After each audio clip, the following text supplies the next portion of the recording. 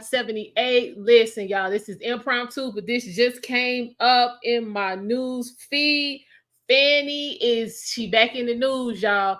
Apparently Ashley Merchant and some of the other attorneys who are representing the other people who are involved in the Donald Trump trial down in Atlanta have filed a motion to open up some records. Fani not trying to hear it, so they having a hearing today so we can see what's going on.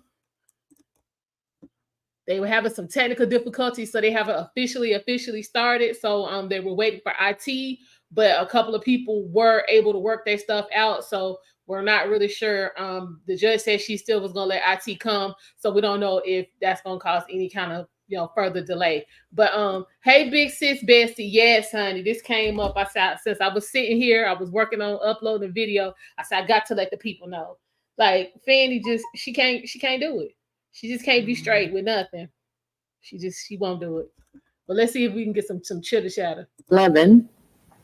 So let us go ahead and get started. One other matter I did want to address is I see at least one person on the Zoom who was identified as a potential subpoenaed witness. I think my staff attorney is creating a breakout room so that those individuals can wait there until we decide what we're going to do with those individuals going forward today.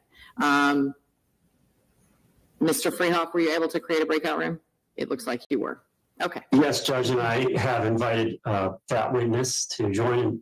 Did he just disappear? I think it looks like he did. And so to the extent that anyone, just as you would if you were in the courtroom, if you observe one of your witnesses pop onto the Zoom, you are in a better position than I am to know that they're a witness. Please advise them that there is a breakout room and Mr. Freehoff will invite them. Okay.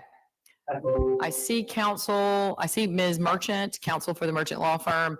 I see a box labeled Sandy Monroe, and then I see a conference room labeled County Attorney, Fulton County. So do we have everyone here that we need for the hearing? Yes, everyone's present. Can you hear me, Your Honor? Yes, I can. Okay, perfect. So we have in one room counsel for Fulton County, the DA in her individual and official capacity, and the district attorney's office in one room. I also am logged on my personal computer in the event that I needed to share my screen for some reason. Okay, fair enough.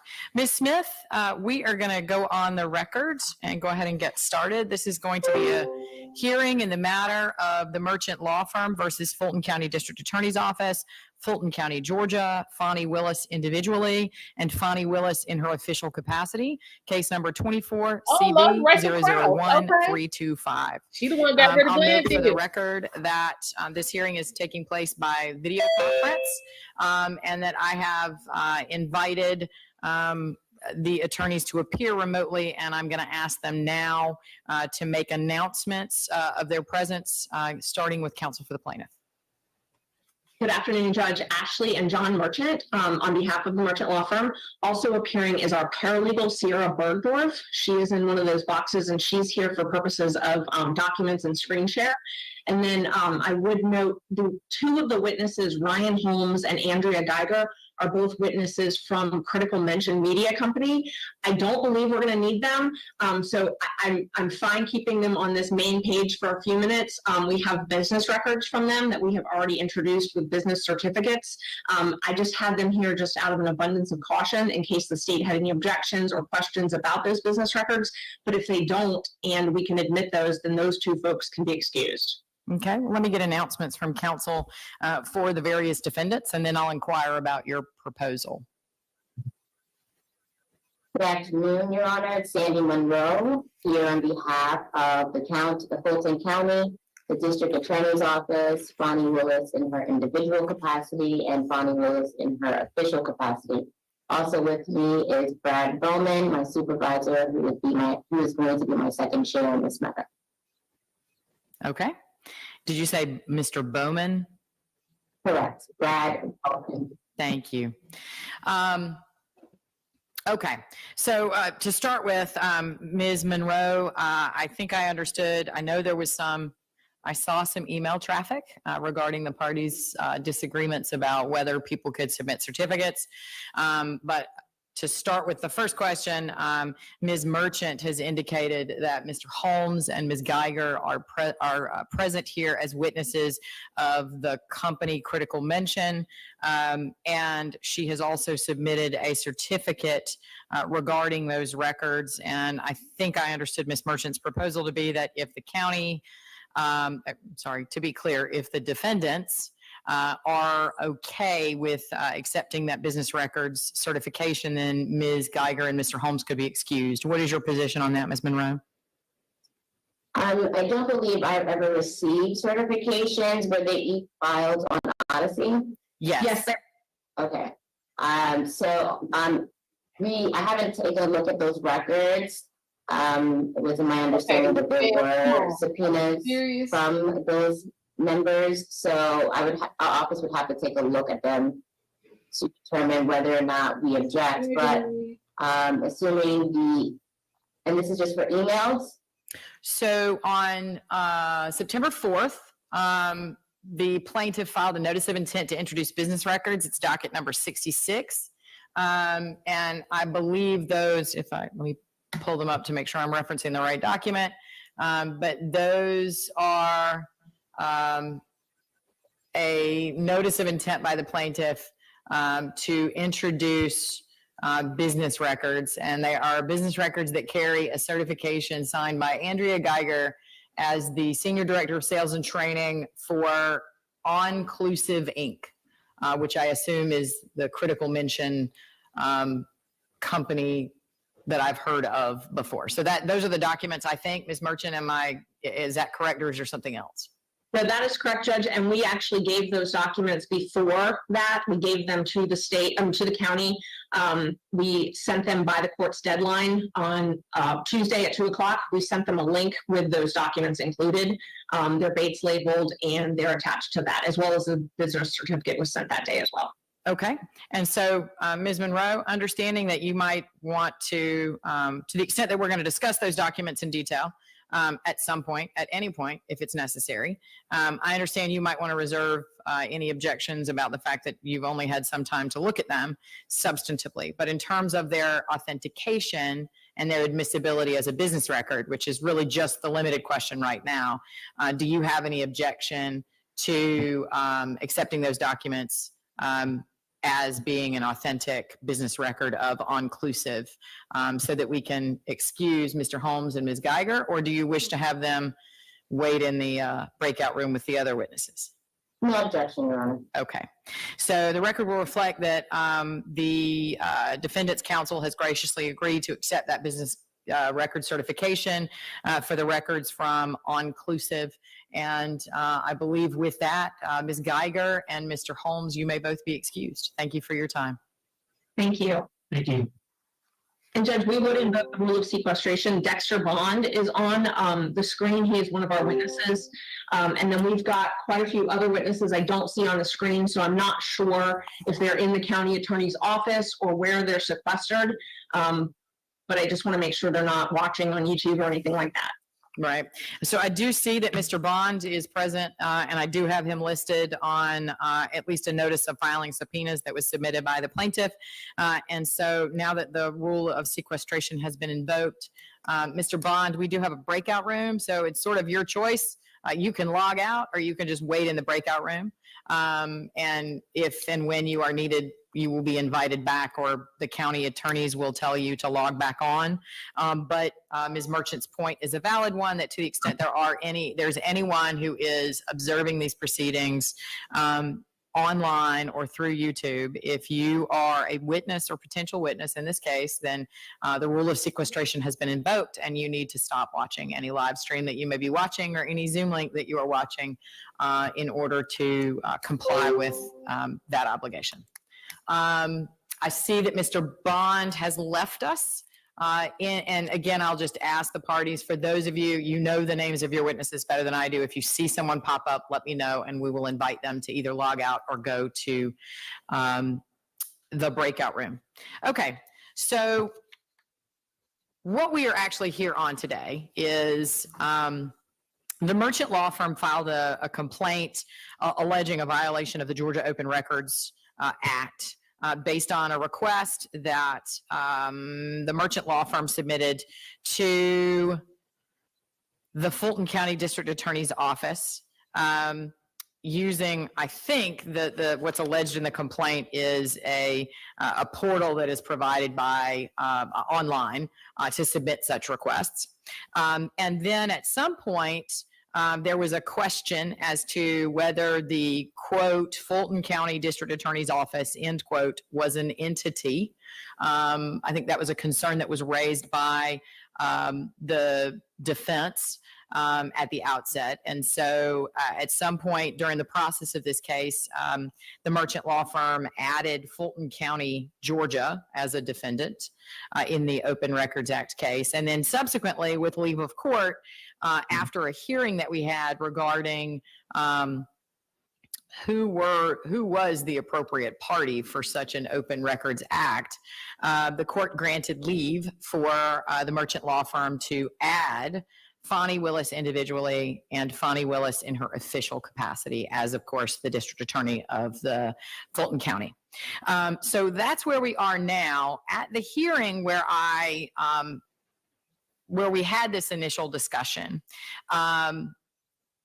part of that conversation revolved around the fact that, to my way of thinking, there was a way to request records from Fulton County or from the district attorney's office in whatever manner we're going to call that entity or that individual.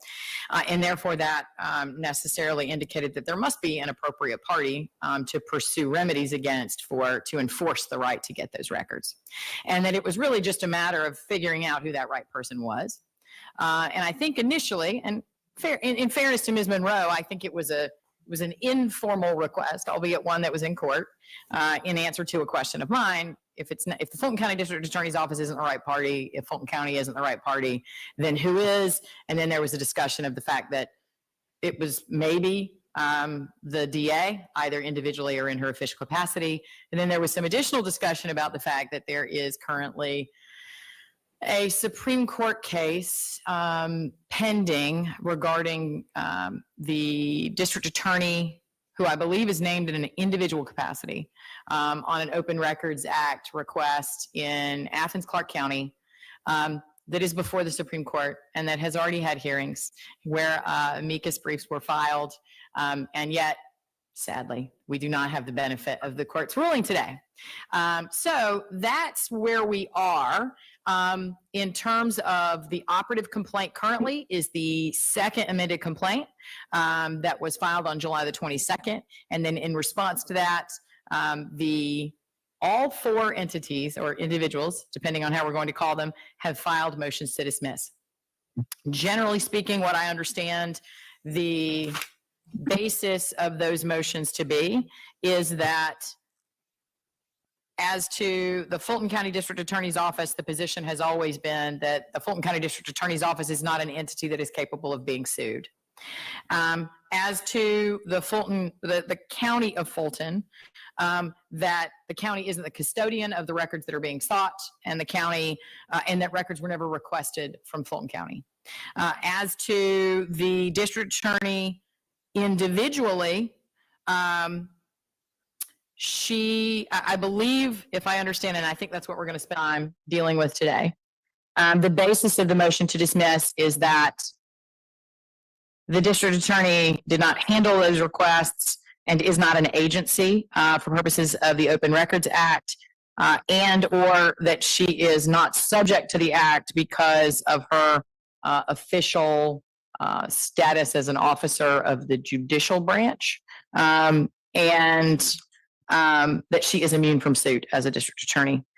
That's a very, very shorthanded way, but just the reason I'm outlining those things is I like to start with, this is what I think I understand about where we are in this case.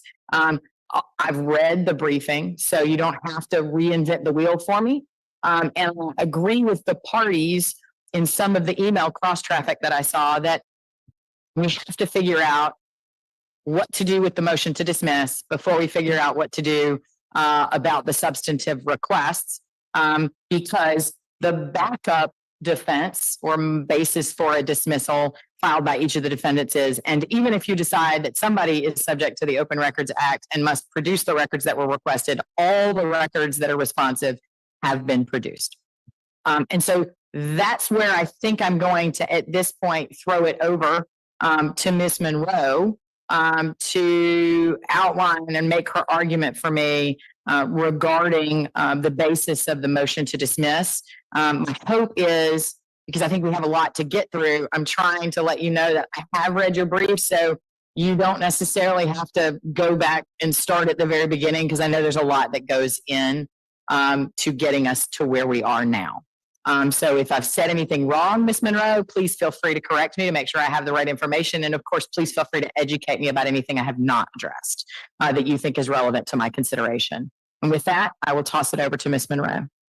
Thank you so much, Your Honor. That was a pretty good outline of the issues before the court.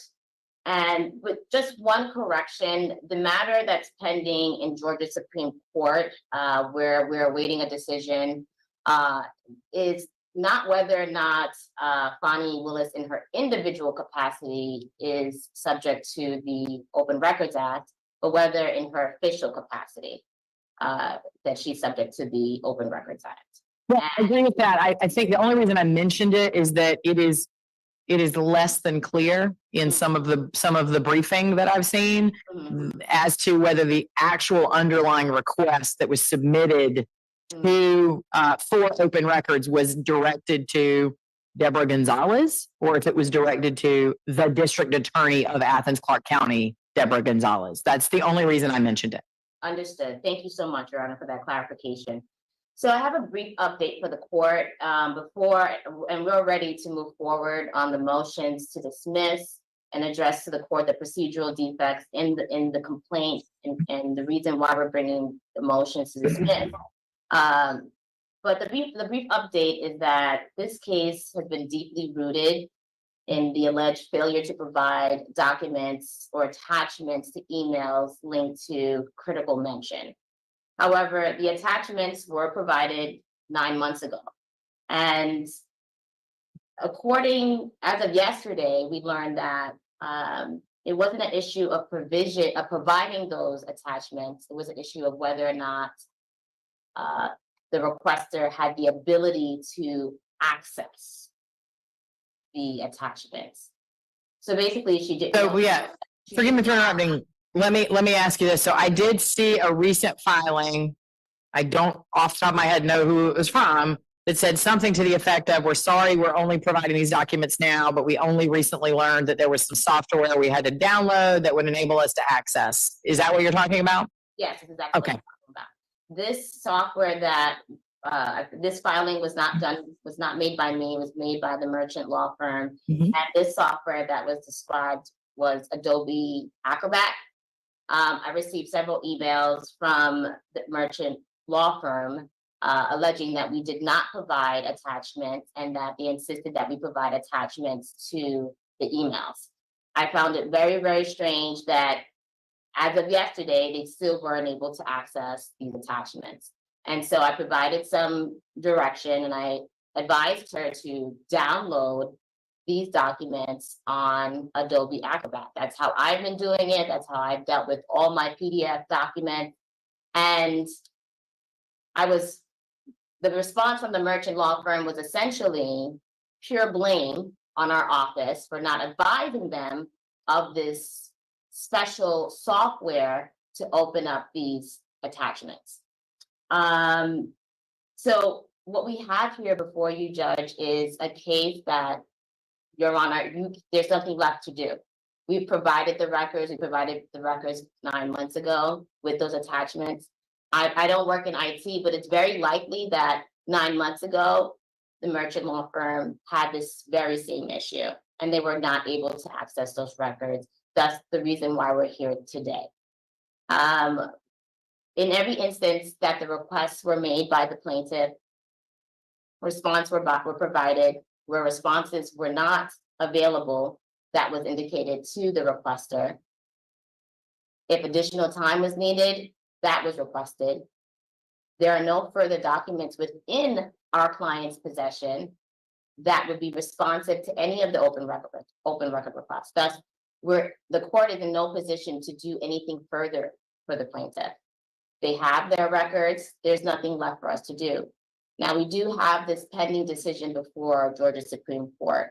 And it would be our recommendation, being that now the plaintiff has their records, there's no prejudice to the plaintiff in waiting for that decision, because that decision serves as the foundation as to whether or not we could even move forward on a hearing on the alleged merits of this case.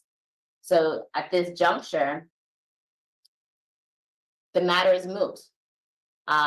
There are, according to plaintiff's email, there are about 4 outstanding open records requests that, in my review of the responses by the DA's office, there are no responsive records.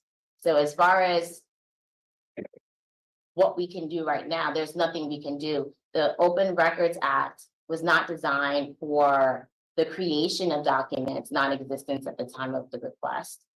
These documents would have to have existed. These documents would have to have been searched diligently, reasonable search. These documents would have to have been in the possession of the custodian of those records. And in this case, we have a situation where all of those standards have been met, and there's nothing to do for it further in this matter. Okay. So let me ask a couple of questions. So I agree with you generally that there is, it might be advisable for the court to, again, decline to decide this legal issue while I await the Supreme Court's decision. But I don't know when that might come. The Supreme Court had 2 Open Records Act cases on their docket this session. They issued one ruling on August the 13th, but they have not issued the one regarding the applicability of the Open Records Act to a district attorney.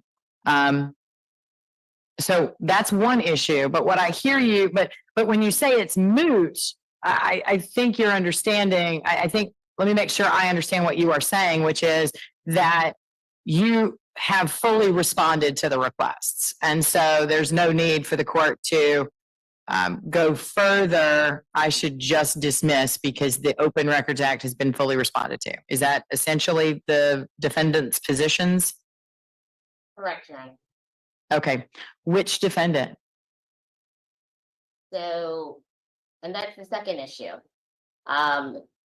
We need to determine the proper defendant. No, in this ma'am. action. That's not how that works. And No, ma'am. with the pending motions to dismiss in this action, I don't believe we have one. And so that's Well, where we are. Ms. Monroe, that's why I asked the question, right? That ain't how that works.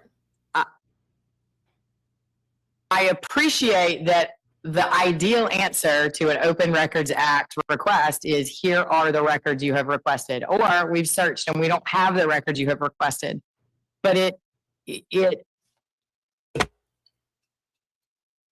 don't think that we can have it both ways, where some nebulous defendant that isn't identified has given all the documents that have been requested, but you can't identify which defendant that is. Thank you. Right? And And that's why I'm confused. Is it Fulton County that produced the records? Is it the Fulton County District Attorney's Office that produced the records? Is it Madam DA that produced the records? Okay, so back in January when the original, well, there were, in this action, there are about 13 open record requests. Right. Okay, so the ones in question, we narrowed them down to about 4 at this. Which I greatly appreciate. Thank you both for that effort, because it was greatly to my benefit. So as it pertains to the critical mention records, there were records that were provided back in January. And there was subsequent communication between the DA's office. The request was firstly made to the DA's office. Okay, and there was communication thereafter between the DA's office and the merchant firm regarding attachments to those emails. Emails were provided. However, the allegation was that the attachments to the emails were not provided. Fast forward, we're in suit. And the same allegation remains that we did not provide attachments to those emails. No, Ms. Monroe, to be clear, I absolutely understand your position that you have, that all of the documents requested have been produced. Okay, But that begs the question, by whom? so initially we had the custodian for district attorney provide records. And then 16 subpoenas were issued by the merchant firm for this, the same subpoena to about 16 individuals requesting these same records. Similar records, not the exact records, but similar. The subpoena was a bit more No, detailed. man, we're not talking about similar. We're talking about exact. And included lists of emailed individuals that worked for IT, that worked for the DA's office, that worked for external affairs. It was a bit more detailed, but those subpoenas, those responses to those subpoenas were provided by IT, Fulton County IT. Okay. However, what should be noted by the court is that the subject open record requests, the open record requests that are pending before this court in this underlying action, there were no requests made to Fulton County IT. Thus, we don't have any liability under the Open Records Act as it pertains to Fulton County or Fulton County IT. These requests were made to the DA's office. They were not made to Fulton County IT. So ultimately, there were additional records that were provided by way of the subpoena. And those additional records, those supplemental records, were provided by Fulton County IT. So I understand that we're technically here on a 12B6, but because of the way the Open Records Act penalties and enforcement actions work, it's a little broader than that. And so one question I do have, Ms. Monroe, and perhaps you could help me understand. I know we discussed it at the last hearing, but the Open Records Act portal, where requests are submitted, it is I guess, a button that's present on the Fulton County District Attorney's Office's webpage, which is functionally, I guess, a subset of the Fulton County website. And when you click on that Open Records Act request, it goes to a Fulton County, a sort of generic request records from the county. So if I'm doing that, which I believe Ms. Merchant's pleadings have alleged that that's what she did, or if not, she has represented to me, I think in the previous hearing, that those requests were made through the portal. How does the county IT department, whoever is in charge of that portal, how does the county know where to submit that request, to whom to direct that request? So that's a great question. So generally when an open records request is submitted on the portal, you have to designate or select the department in which you're directing that open request to. That is how that works. So it's just not Fulton, it doesn't go Fulton County and that's it. You have to designate a department. You have to specifically select a department in which you're directing that request to. And if the request is submitted to a department, let's say that is not a custodian of those records, that request is then forwarded to the appropriate department to respond to. Okay.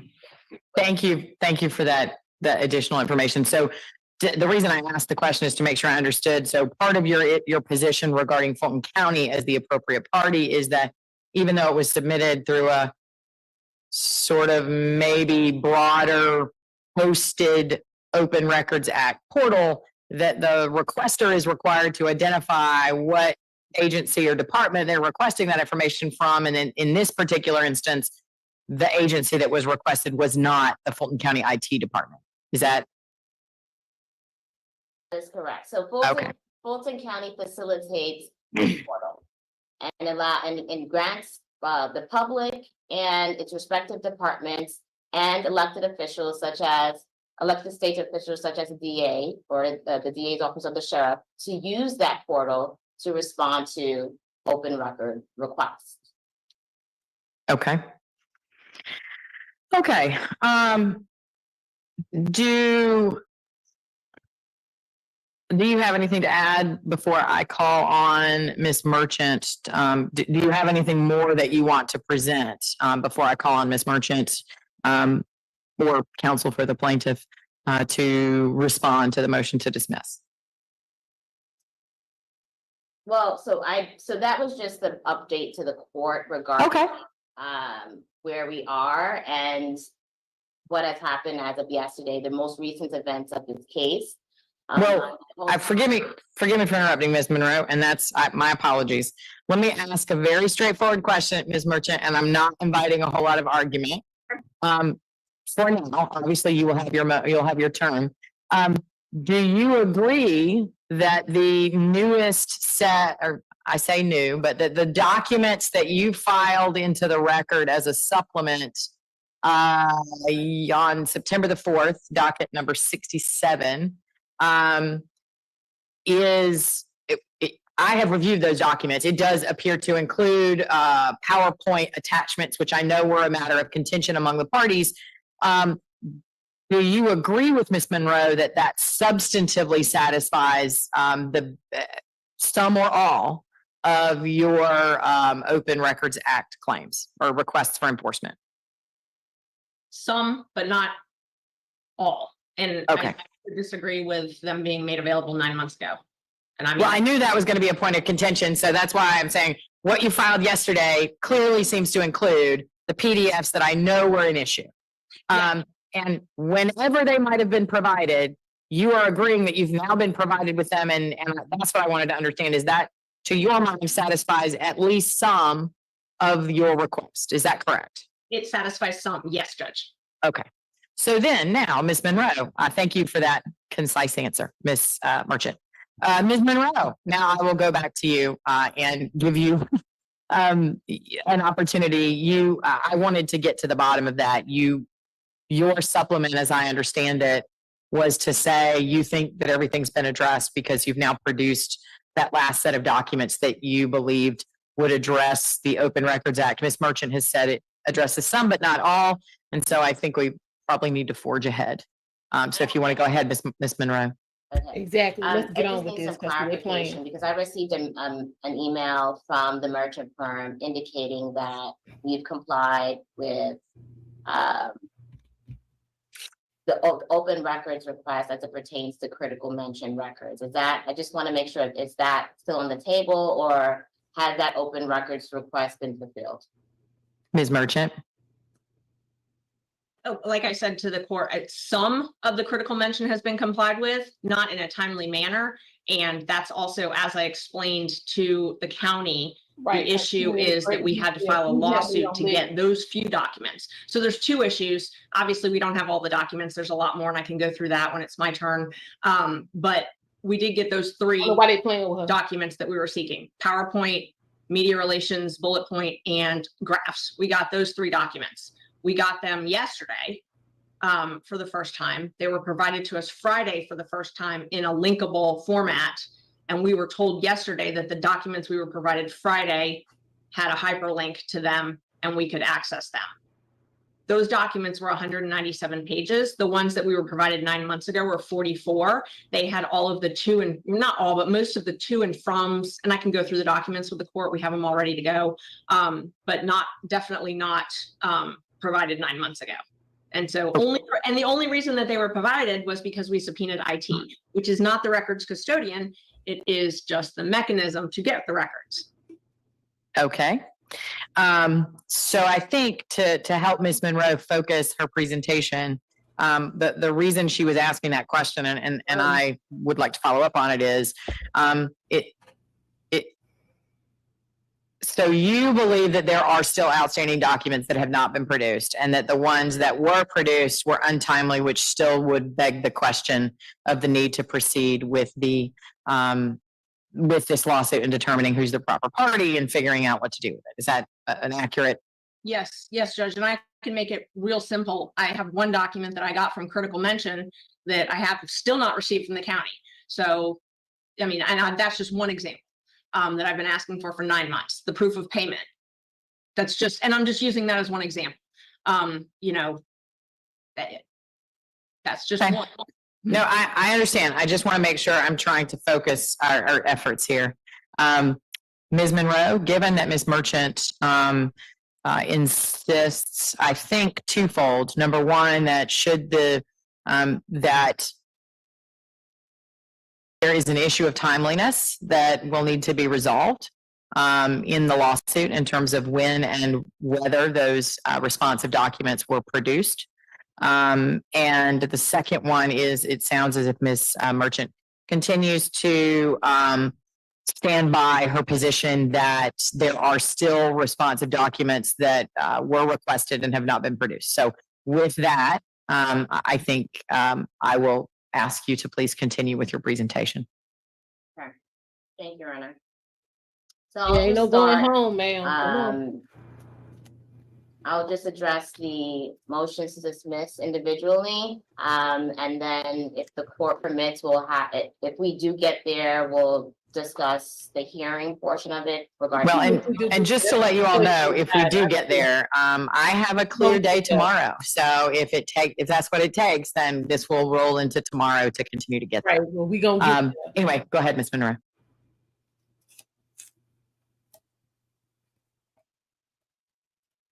Come on. Ms. Monroe? Yes, I'm here. Oh, sorry, you were quiet just long enough to make me wonder if we'd lost audio. I'm sorry. No, I'm just getting my notes together. I'm here. Understood. Please go ahead. What we doing? All right, so in this open records lawsuit, there are now 4 pending motions to dismiss before this court, where the motions will show with certainty that the plaintiff would not be entitled to a relief under any state of provable facts asserted in support thereof, and that the plaintiff could not possibly introduce evidence, could not produce evidence within the framework of the complaint sufficient to warrant a grant of relief sought. I will start with the motion to dismiss for the district attorney's office. As the court mentioned earlier, the basis of this motion is merely, it's just as a matter of law that this action against the DA's office should be dismissed. For the law, it's clear that a DA's office is not an entity capable of being sued. We highlighted in my brief cases from the Myers versus Clayton matter, where the Georgia Court of Appeals held that neither the Georgia Code nor the Georgia Constitution establishes that the district attorney's office is a separate legal entity capable of being sued. Now, this holding is a general principle. And the principle says that every action there must be, in every action, there must be a legal entity, a real plaintiff to a real defendant. Let us not forget that Georgia law recognizes only 3 categories of legal entities. Number 1 being the natural person, number 2 being artificial persons, number 3, corporation, i.e. corporation, number 3, quasi-artificial persons. The district attorney's office is not a natural person, nor is it a corporation, and nor is it a quasi-artificial person. Thus, for those reasons stated, in addition to the fact that district attorney's office does not fall within the definition of an agency as defined by the Open Records Act, we are asking that the court dismiss an action against the DA's office. Okay, why not? Because as a general principle, I agree with you that the Fulton County District Attorney's Office is not an entity that somebody could sue for personal injury, or somebody could sue for employment discrimination, or anything that you might think of, or even probably a breach of contract. But there is, when you look at the definition in 50-18-70, sub B of agency, and the corresponding definition in 50-14-1, it seems pretty broad.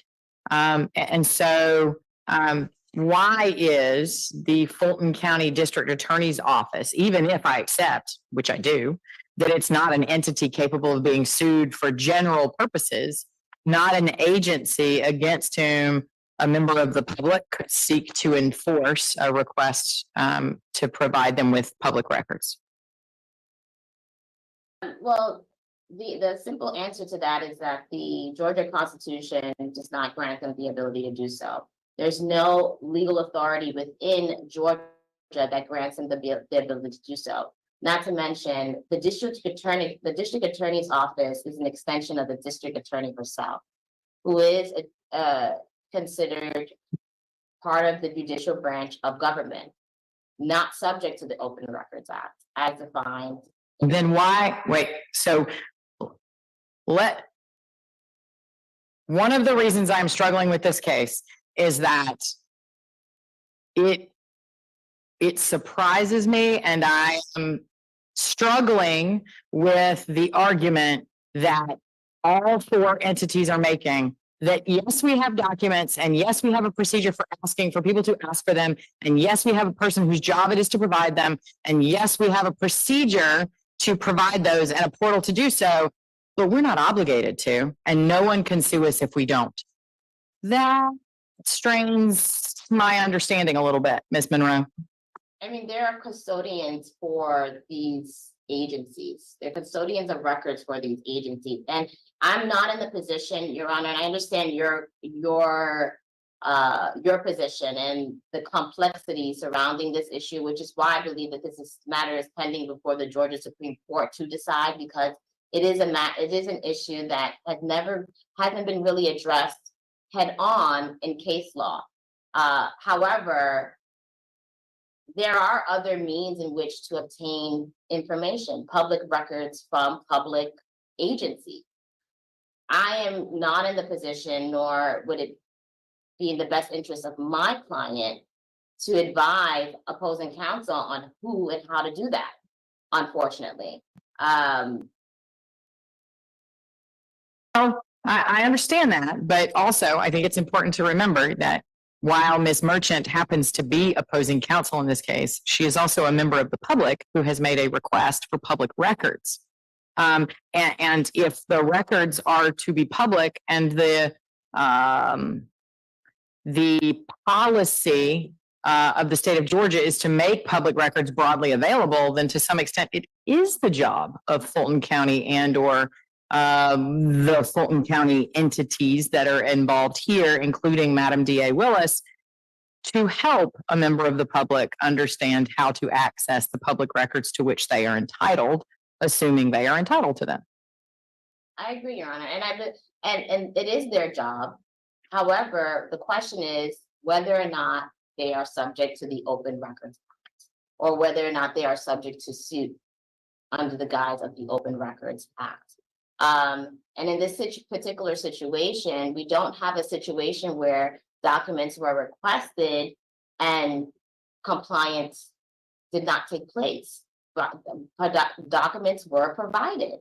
So I would understand the court's position if documents were not provided, if there has not been full transparency, if there has not been the fulfillment of a public duty, but this is not the case. This is not the case here. Okay.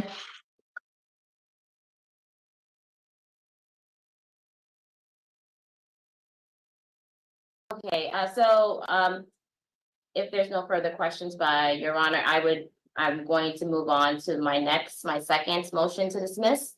Okay. And this is the motion to dismiss on behalf of Fani Willis in her individual capacity.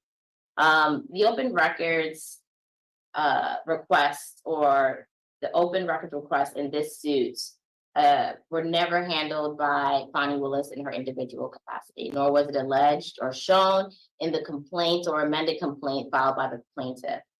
And in order for the Open Records Act in order for someone to be subject to the Open Records Act, you would have to be an agency. You would have to qualify or be defined as an agency.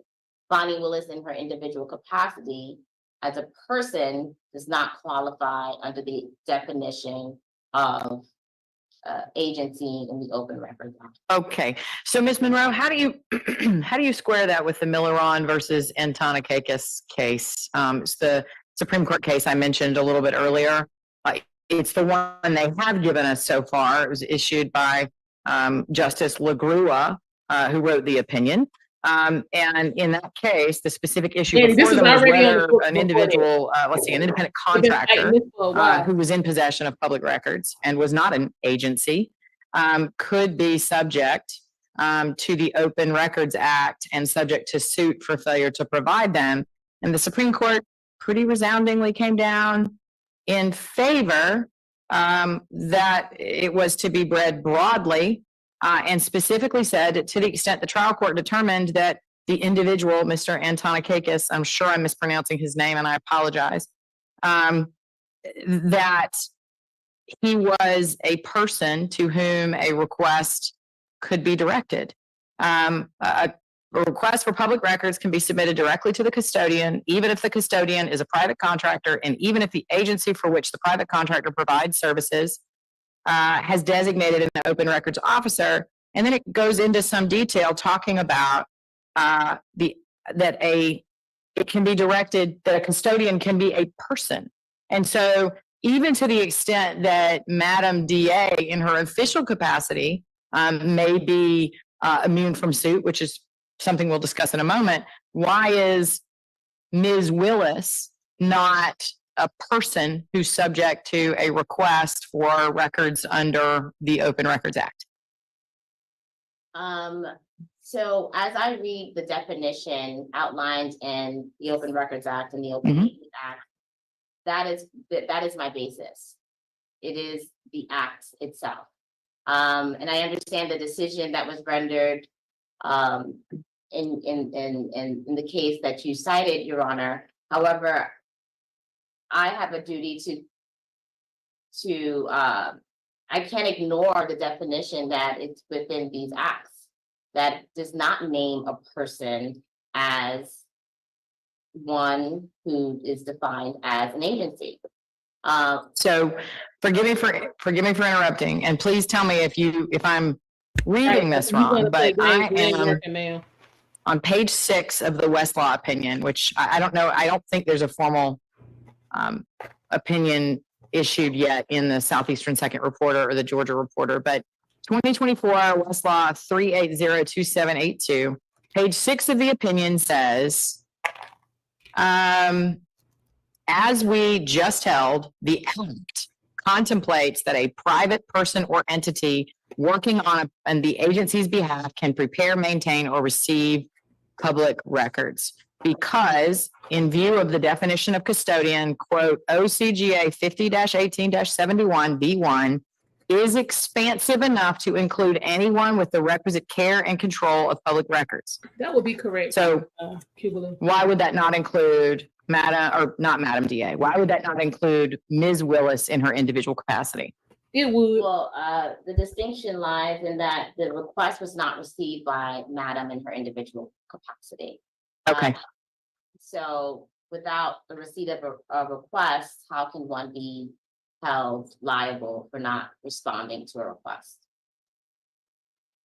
Enough? Please continue. Thank you, Your Honor. In our following motion to dismiss against the DA in her official capacity, as outlined in our brief, we have here Madam DA in her official capacity is a state constitutional officer protected by the state constitutional immunity. And this immunity is an immunity that is not, does not disappear because of this Open Records Act. Secondly, Madam DA in her official capacity does not fall under the definition of an agency. And as outlined in my brief, we go on to talk about her role in the judicial branch of government. And because of this immunity and her judicial function, she is not subject to the Open Records Act. So I know I sound like a broken record, Ms. Monroe, but I understand the importance of determining whether or not someone in the capacity who heads a prosecutorial agency, as Madam DA Willis does, how important it is to make sure that she is able to operate independently, which is historically why there were some concerns about providing immunity to someone in her position. That part I understand, but when you get to the statement of she's not subject, the DA is not subject to the Open Records Act, I keep falling back to, then why do you have an Open Records Act custodian who is providing open records?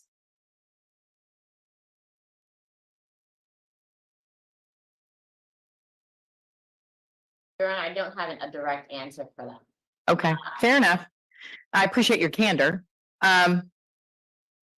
Also, in terms of Madam DA's official capacity, if it was the intention of the legislature to exempt in its entirety all district attorneys, why would that not be listed as one of the exceptions? Why would it be necessary to have sub 3 and sub 4 of 50-18-72 that specifically say, we're not going to make you produce investigatory records, we're not going to make you produce records that are created or maintained for purposes of developing a prosecution?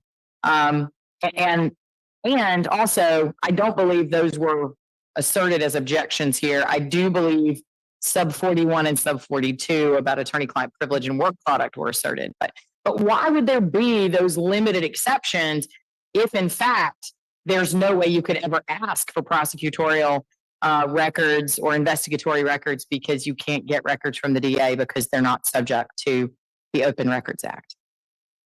Well, just because certain types of records may be subject to disclosure doesn't mean that every potential custodian of such records is subject to the Open Records Act.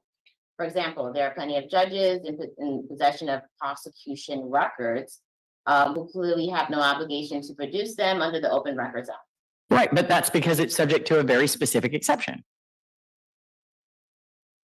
Correct. But does it make them subject to the Open Records Act either? It's our open records suits, right? The use of the terms prosecution records is not generally applied to all prosecution officers, and acknowledging that it does include the district attorney's office doesn't render the exemption moot as a whole. Unlike the district attorney's office, there are several prosecution offices found within the executive branch that are subject to the Open Records Act, and that being county attorneys, the attorney general, etc.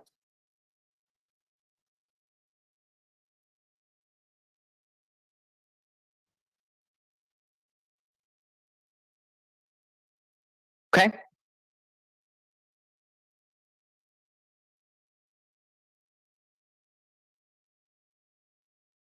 So is your, I'm going to jump for a moment.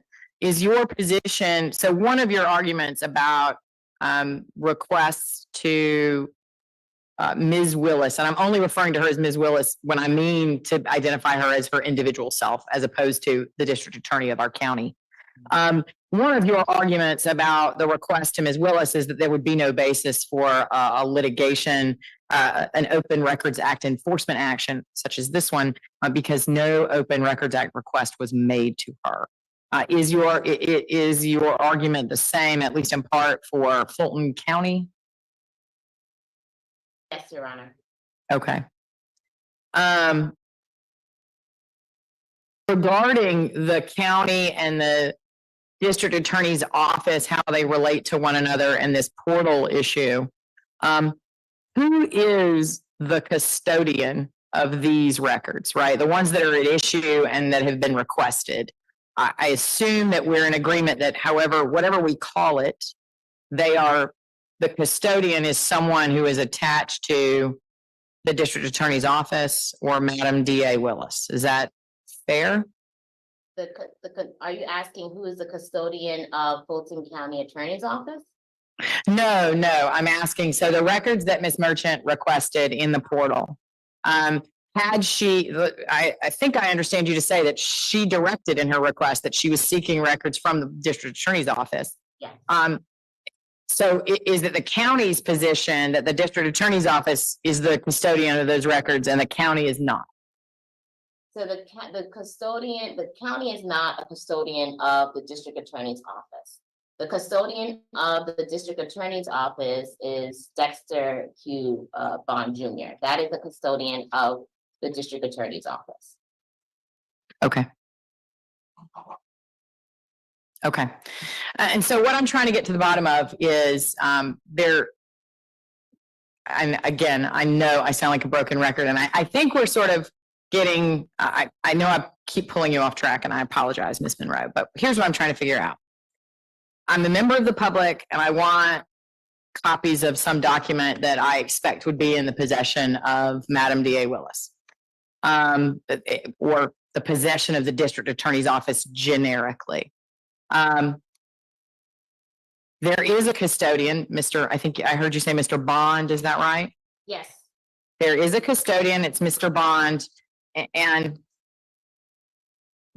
I guess help me understand why it matters if it's the district attorney's office as that entity, that's how one would be identified, or the district attorney in her official capacity.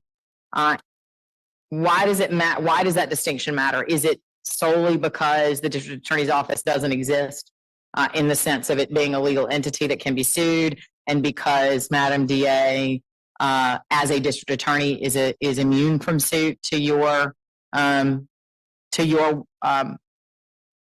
of understanding the immunity provisions that would apply to unelected constitutional officers such as Madam DA Willis? I think that's a fair representation. Yes, Your Honor. Okay. Thank you, Ms. Monroe. I know I have picked you up and moved you around in a bunch of different ways, and I'm sure gotten you off track, but feel free to pick up where I left off or wrap up as you see fit. Yeah, and I just wanted to provide just some more context. I did outline it in my brief, but back in 2016, the county created the open records portal designed to allow the public to request documents from the county and its departments and their respective custodian. The district attorney's record custodian is separate and apart from the county, as is the custodian for the county is separate and apart for the district attorney's office. Just because they use the same portal doesn't link them together, okay? The portal is just a mechanism to just make things more convenient for the public to access public records, but does not consolidate the departments or make them one in terms of who's the custodian of said records. So the county would not have direct access to those records, to the records of the district attorney's office, because again, Fulton County is not the custodian of those records. The open records portal, it's also available to elected officials who are state constitutional officers like the district attorney. And that's, and here lies where we are. I think a lot of requesters do get very confused by this fact that because they're using the Fulton County portal, that Fulton County is, in the event there's some non-compliance, that Fulton County is on the hook. And that is not how it works. Okay. Just out of curiosity, does the tax commissioner have an Open Records Act? Does he use the same portal? I'm just asking. I don't mean to imply that he should or shouldn't. I'm just asking the question. Yes, Your Honor. Okay. And so to the extent, is it fair, maybe not exactly every single department or agency, but is it fair to say that Fulton County provides the portal for people to use to request the Open Records Act documents from agencies and departments that are underneath the Fulton County umbrella or Fulton County adjacent, and then it is up to the requester to determine what specific department or agency they're requesting those records from, and then what Fulton County sends it to them? Absolutely, and we have, and there are mechanisms where there is direct communication with the requester to guide the requester as to which department should be requesting as to where they should direct their request to, which department. Because the point is to get them the documents. If they are asking the wrong people for the documents, right, that's not transparency. That is not providing records pursuant to the Open Records Act. Understood. Thank you, Ms. Monroe. Anything else you'd like to add? Understand that it is your motion. They are your motions to dismiss. So I'm going to hear from Ms. Merchant, and then you will get the last word because you are the movant. But if there's anything else you'd like to hear or say before I move on to Ms. Merchant, this would be your chance for now. So that is all, Your Honor. Thank you very much. Okay. Thank you, Ms. Monroe. Ms. Merchant? Your Honor, unfortunately, you're stuck with me for this portion. I'm gonna handle the motions to dismiss. There are, as you can probably imagine, Ms. Merchant, as the requester, has much more information about the factual details about Yes, sir. that she used. So if you have questions in this portion of the presentation, she'd be the one to answer those for you, and I'll defer to her. When it comes to the actual process, the overarching process, I can speak to that because I'm familiar with that, and I am the one who drafted our brief on the motions to dismiss. Yes, sir. So I'm very familiar with all the law in connection with that. So where I think we need to start, Your Honor, is to kind of trim down what I think you need to do. First and foremost, I have heard you say many times about us naming the district attorney's office as a defendant, and I don't think we need to replow that ground. So I'm going to stand on the pleadings in our prior arguments with regard to the district attorney's office motion to dismiss. I think that's adequately laid out in both of the motions that were filed, as well as our responses. So I don't need to replow that ground. I think where the rubber hits the road here is with the DA herself and with Fulton County. And I think at the 20,000-foot level, Your Honor, I think you've hit the nail on the head. The process that Fulton County put in place here is what's led to confusion, not just by two members of the bar who've been practicing 20 years and can't figure it out. Imagine a citizen who didn't have the resources or the ability to interpret this stuff the way that we can. The process itself funnels every public inquiry through the portal. The portal is managed by the office of the county attorney. And when Ms. Merchant initially requested these records, it was not Dexter Bond or anybody from the DA's office who certified these records. It was the custodian for Fulton County, Shalonda Miller. She is the one who certified that the records were complete, not anyone from the DA's office, and certainly not Mr. Bond at that time. So part of the issue that we're dealing with here in the context of the 12B6 is, what are the factual issues laid out in the complaint, and have we sufficiently pled a cause of action regarding their compliance with the act, the facts underlying the compliance or non-compliance with the actual timeline, the 3-day timeline, and whether or not the efforts were not substantially justified that would get us to the fees portion. Your Honor brought up early on the issue of mootness, and that certainly is an issue for Your Honor to consider when it comes to the injunctive relief that we requested in the complaint. Has that injunctive relief become moot? And certainly to a certain extent with the production of these other documents, that is true. That is a true statement. And so the issues that we're litigating for injunctive purposes have been significantly narrowed down to the 4 things that Ms. Merchant, if she has an opportunity to discuss those, can walk through with these witnesses, because the critical mention documents are not the end of the story. They are the continuation of the story of us trying to get these documents, now pressing 9 months. So if we take a step back, Your Honor obviously has reviewed the Gonzalez case, and you're familiar with the pleadings in that case. As you probably saw from our briefing, I tracked a lot of that because the arguments that we didn't necessarily discuss this summer are now applicable because Ms. Willis is named in both capacities. And I think Your Honor's focus on this recent decision written by Judge LaGrua is important, because I think if we step back and we look at the motions to dismiss through the lens that the legislator intended us to look at this statute through, we see that the Supreme Court and the Court of Appeals, every time they address this statute, they come down on a broad view of the law. which means if you take a broad view of the law, you necessarily going to interpret the statute in the for instance, the word agency or whatever it may be to be more inclusive rather than less inclusive. And the cases are legion that says you interpret it in a broad, not a narrow approach, for the purpose of making sure that when in doubt, public gets access to these records. So in that context, Your Honor, I think I'd like to deal with Ms. Willis's motion in her official capacity first.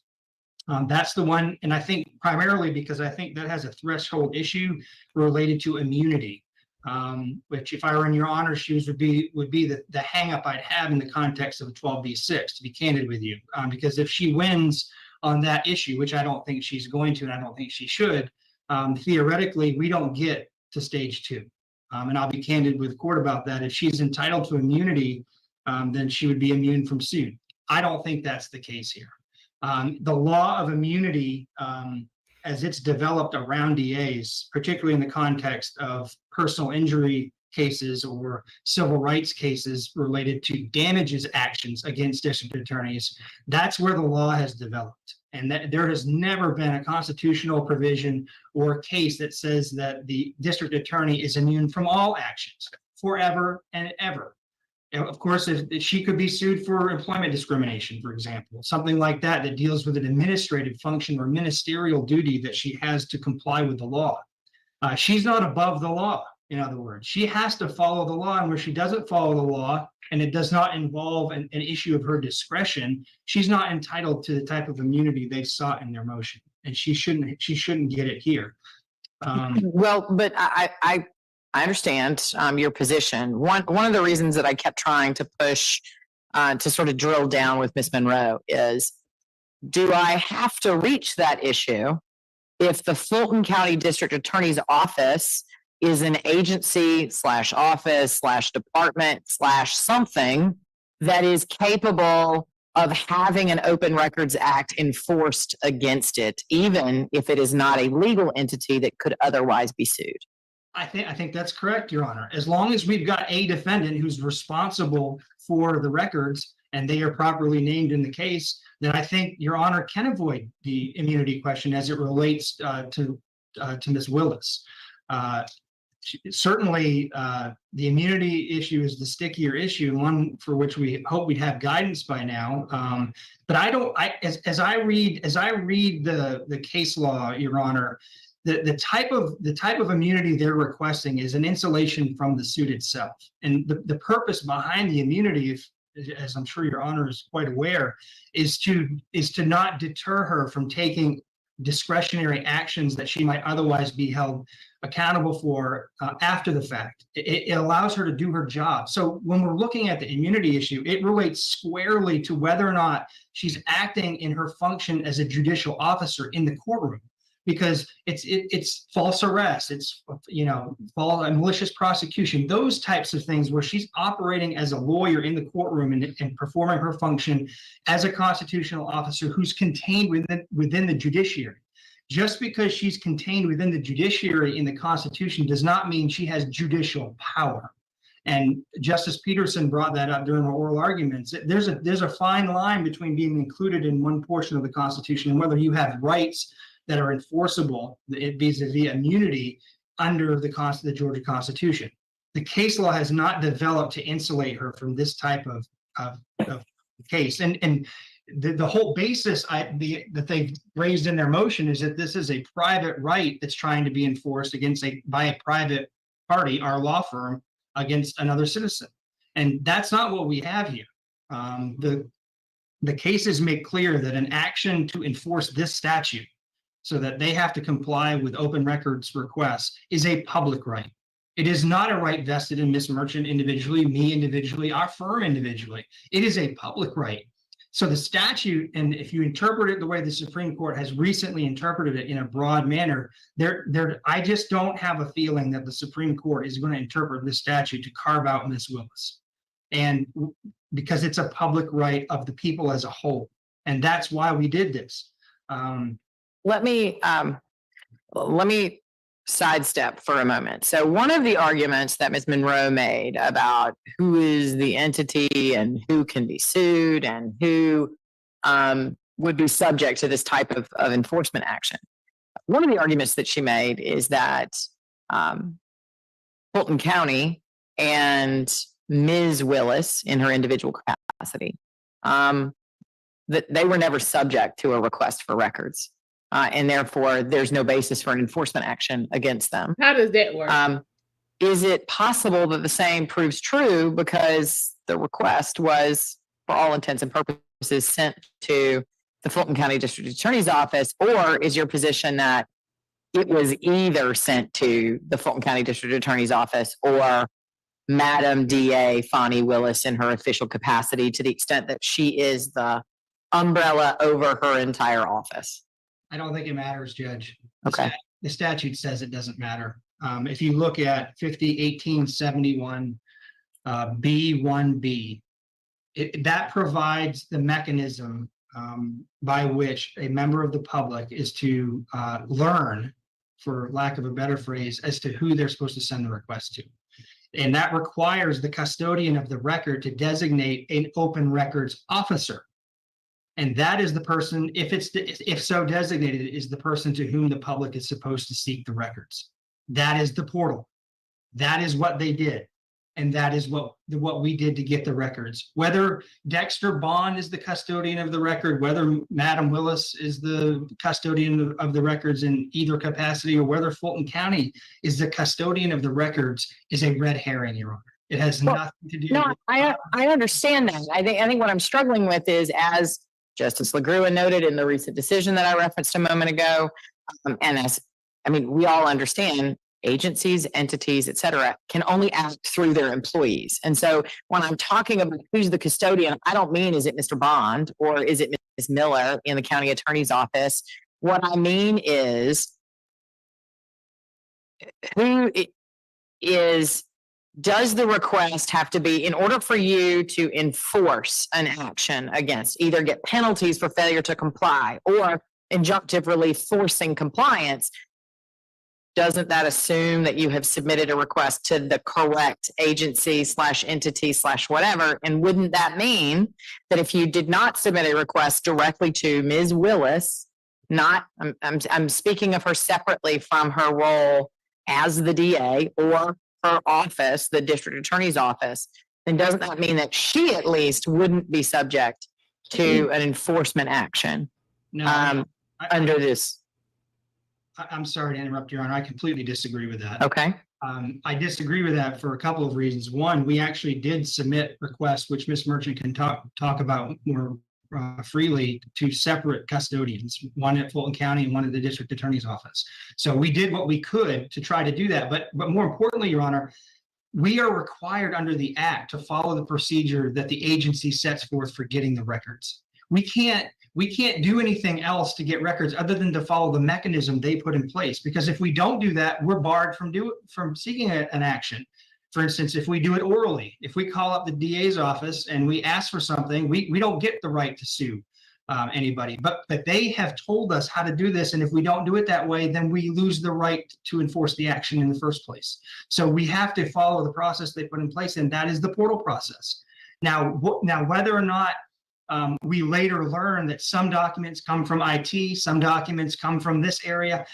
Frankly, Your Honor, that is not our issue and wouldn't preclude us from seeking to enforce the action. It's up to the agency, in this case, the district attorney's office, Ms. Willis, whoever we had sued here. They all seem to fit within that hat of the person to whom we sent the request and who'd be responsible for complying. Now, let's put it this way, Judge. If we ask for different documents, let's say some of the documents, and we know for a fact now that some of the documents were only accessible in a format that we could open them and read them from the IT department, how in the world would we know that that was the person that had the right custody of that document by going through the portal? We wouldn't. So there's no way for an average member of the public to figure that out before they go through this process. So, as Ms. Merchant will explain later, there were many attempts to try to figure out to whom the request should be sent, what should be sent to them, and who was responsible for complying. if you put in place a system under the Open Records Act that's so confusing that two lawyers who've been practicing for 20 years can't figure it out, what in the world is the average member of the public supposed to do? They created the process and they created the custodian that's supposed to be responsible. They become responsible, whether it's the county, it's IT, it's Miss Willis herself, it's someone in the district attorney's office like next to one. I don't know who it might be, but we don't have the ability to identify those folks individually because they set up the process that we have to follow. And that's actually why I'm asking the question, because, for example, I'm looking at the list of individuals that you subpoenaed, and the most recent series of filings are an effort by the county to respond, file objections to those individuals. And other than Mr. Bond, who seems to be the designated, he seems to have some official designation as the Open Records Act person or the records custodian for the Fulton County District Attorney's Office. The rest of these individuals are individuals, excluding the ones, for example, like Ms. Geiger and Mr. Holmes, who are not with the DA's office. But the individuals that are with the DA's office, you might not have any reason to request specifically in the possession of, I don't know, Kevin Armstrong, except that you requested some records and I guess maybe saw his name on an email or something. That may be why he's identified here. My question is, you didn't sue Kevin Armstrong, right, for not complying with the Open Records Act. And so presumably the way this would have gone is somebody would have gotten this request and a call would have gone out saying, we need to locate documents that relate to this issue. And people who would have been expected to be in possession of such records were probably asked to look, or someone looked. But you knew that Fani Willis might potentially be in possession of such records, and you didn't ask her directly for those records individually. And so that all I'm asking is, didn't you have to have asked her individually for records she might have possession of, public records of which she might have possession, in order to enforce an action against her, number one? And number two, aren't you, if you can sue the DA's office, because those are their public records, or the Fulton County District Attorney's Office, or Madam DA in her official capacity, do you have to sue and have relief against Fani Willis individually to get the relief that you seek? Well, Judge, let me back up. I think I can answer your question, but I'll do my best. But I think what Your Honor is asking is there a requirement in the statute that we send a specific request to a specific person before a right to a lawsuit under the Act ripens? And I do not think that's the case. And we know that because the definition of agency is not specific to a person. It is to an agency or to an office. And so the person in charge of that office is the officer in charge of that office. And so to the extent there is an open records officer dedicated to that office, we would have to sue the officer in charge of that office and the office, which we have done. Imagine this. Imagine we got 40 or some pages in the initial production. There might have been, let's say, 10 witnesses, 15 witnesses identified by email in those documents. Your Honor's position would require us to send an open records request to every single one of those people. Putting aside the fact that there's no mechanism to do that in the way that they have it set up. If we were to do that, and if they did not comply, and they did not comply because they were not the one in charge of giving the documents over, or they did not comply because they gave documents to someone in the chain of command who said, I'm not giving those documents, we would be forced to sue everybody in the office. I'm not suggesting that. What I'm suggesting is that you never, I don't think there's any doubt that whatever we call it, you used a Fulton County portal to request district attorney records that either belong to the district attorney's office or to Madam DA Willis as the district attorney. But you never actually requested records from Fani Willis, except to the extent that she might have been in possession, just like Mr. Armstrong or any of the other individual employees that work at the district attorney's office, except to the extent that she might have had documents that were responsive to the request. That's the only distinction. I'm not suggesting that you have to go sue each individual employee that you think might have possession.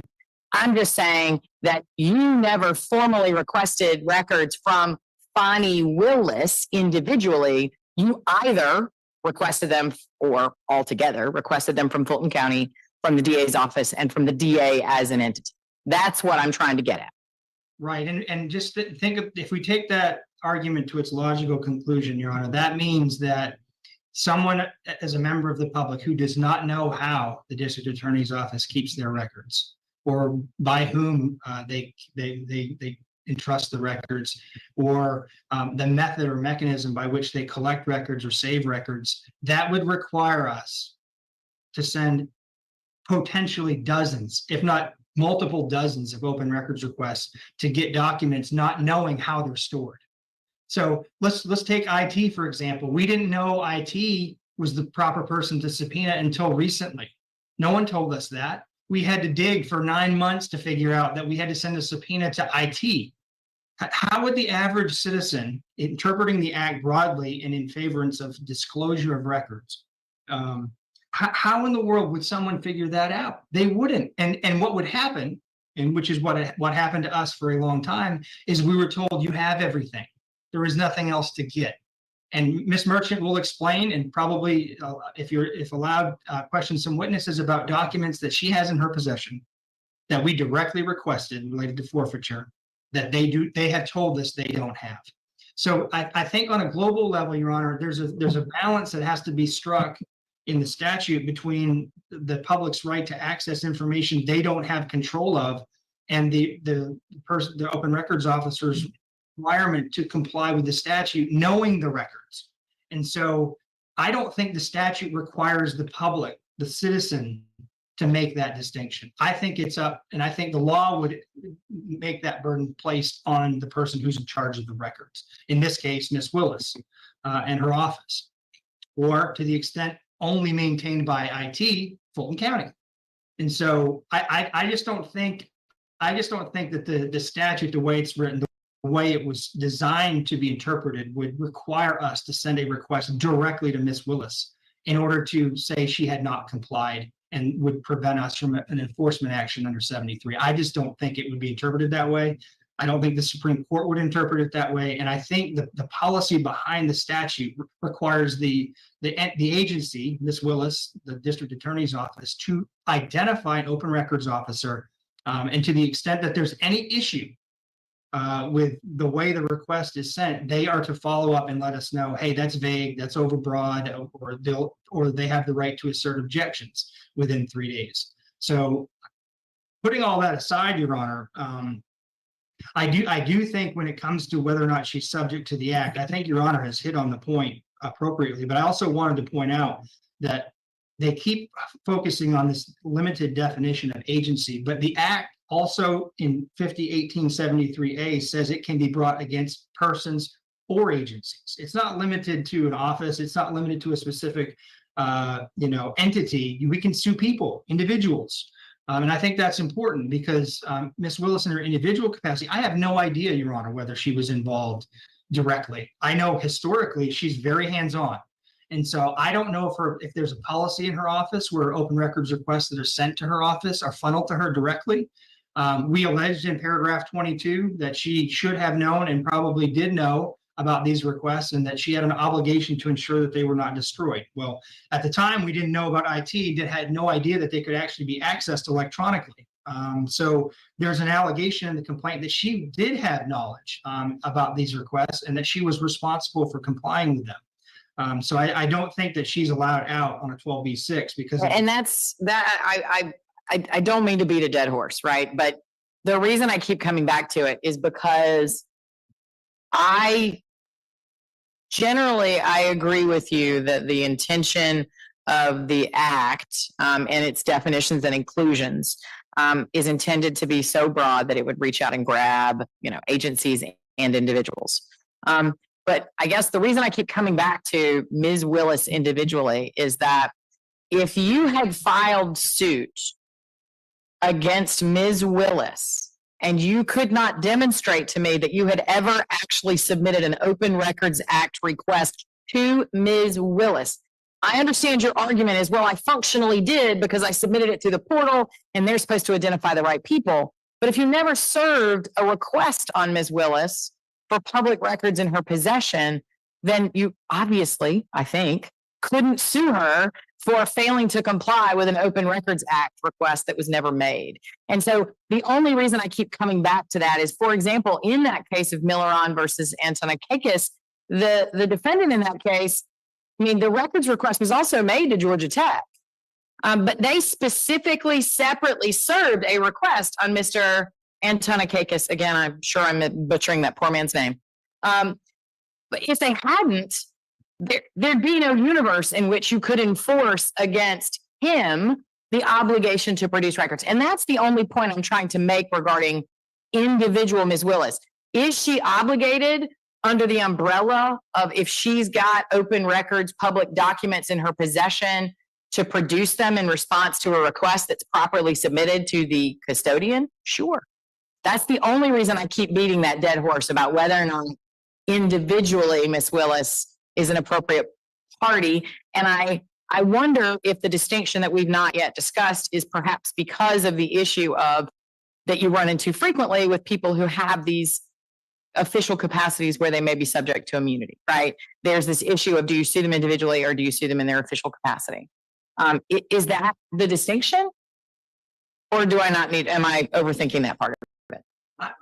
I don't think you're overthinking it, Your Honor. I think you're appropriately focused on the issue. I think the distinction, though, with this recent case and why they focused on the fact that there had been a request to Georgia Tech and to the contractor. I think the distinction here is if we send a request to Ms. Willis personally, it would have to go through the portal anyway. So everything funnels to the same place. That was not the case in this Georgia Tech case. There were two separate entities to which they could send the requests. There's only one here, and it has to go through the portal, and you have to choose. You have a drop-down menu. And the reason I keep bringing that up, Your Honor, is because the statute requires us to follow their process. They designate who you have to funnel the request through. And I don't think it's accidental, Your Honor, that all of these requests go through a portal. Years ago, we sued Fulton County years ago, and I can remember at the time their open records officer saying to me, we need a process in place so I can keep track of documents that are going out of this place because I have no idea. They're not making copies. I don't know what's going on. And that's when they set up the portal. That portal was set up on purpose to eliminate documents going out of Fulton County's door without them knowing what was in there. So they created the process, and that envelops everything. That the commissioners at Fulton County itself, all these individual, like as you mentioned, the tax commissioner, the DA herself, everybody is now within the umbrella of this specific mechanism that we are forced to use under the statute. So my long answer to your question, Your Honor, is I think it won't matter if we send it to her directly, because they'll force us back to the portal. And if we went back to the portal, we're left without a remedy to sue the person who may be in charge of the records under your theory. We would just have no recourse. And Your Honor is appropriately focused on the right question in terms of her individual capacity, but there's no way for us to send her, practically speaking, as a member of the public. We cannot send her a request. It has to go through the portal. Out of curiosity, I mentioned I had looked at some of the briefing associated with the Gonzalez case that's pending in front of the Supreme Court. It was a little unclear to me. The case, the entitlement of the case is simply Deborah Gonzalez. But it is a little unclear to me in terms of the underlying facts, if the request was sent or if Ms. Gonzalez was sued as Deborah Gonzalez, or if she was sued as Madam DA Deborah Gonzalez. So I believe, and don't quote me, Your Honor, because I don't know the facts of that case perfectly. I know generally what was argued because I watched the oral argument. I believe that they sued her office, and they sued her in what capacity? I cannot candidly tell you that, and I don't want to misrepresent how she was named in that case. But I do believe they think she was personally involved. Failing to respond. Beyond that, Your Honor, I don't have more to offer you. We certainly can. I've spoken with the lawyer who's argued that case, and I frankly just didn't ask him that question. I was more concerned about the immunity issues and how they address those. And it's not dispositive of anything other than, call it the rule of judge's interest, other than the fact that I guess we'll eventually find out the answer to that question from the Supreme Court. So that's right, Your Honor. He, for what it's worth, he doesn't think that decision is going to come down until later this fall, perhaps October. So it's not coming anytime soon, at least in his estimation. I'm not sure why. I think perhaps with the delay in oral argument, it got moved to the next term of court, which would have allowed them more time to decide the case. I don't know, but that's my best guess. Well, I have no idea what the outcome would be, but I would think that Justice LaGrove will be well suited to write an opinion since she's so well versed in structure and function of the statute. But in any event, go ahead. Yes, Your Honor. I would believe that would be appropriate, but you know how they make their own calls up there. I know some of the justices were much more involved in orals than others, so that's never a good indication as to who's going to write it. But I can tell you they were hot for both sides.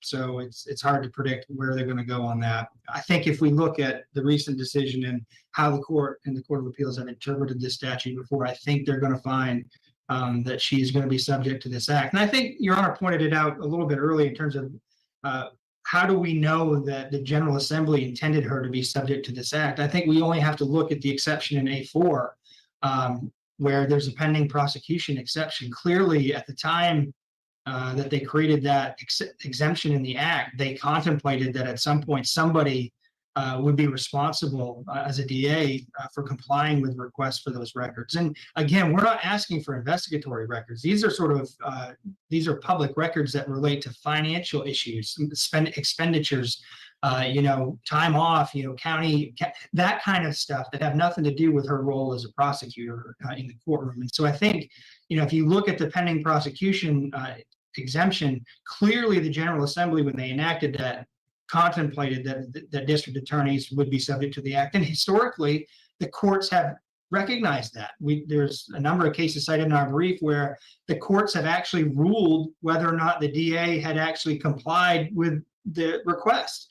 So in practice, the courts have been operating under the assumption that DAs were subject to the act. So this argument that well, which would also seem to be implied by the fact that the District Attorney's Office has an Open Records Act custodian and routinely complies with Open Records Act requests. But yes, I mean, and this is also cited in the footnote to our latest brief. I think we raised it in the first brief as well, but they have Dexter Bond's letter that goes out actually is entitled Open Records. It signs off Open Records. It gives specific information about fees that would be charged, all the process involved in that. And so they're operating, whether or not they want to be bound by it, they are operating with the idea and they are representing to the public that they are subject to the Open Records Act. And I think that's important because, as Your Honor pointed out very early in questioning the opposing counsel, we've named 4 people and they are still telling you we don't have the right people.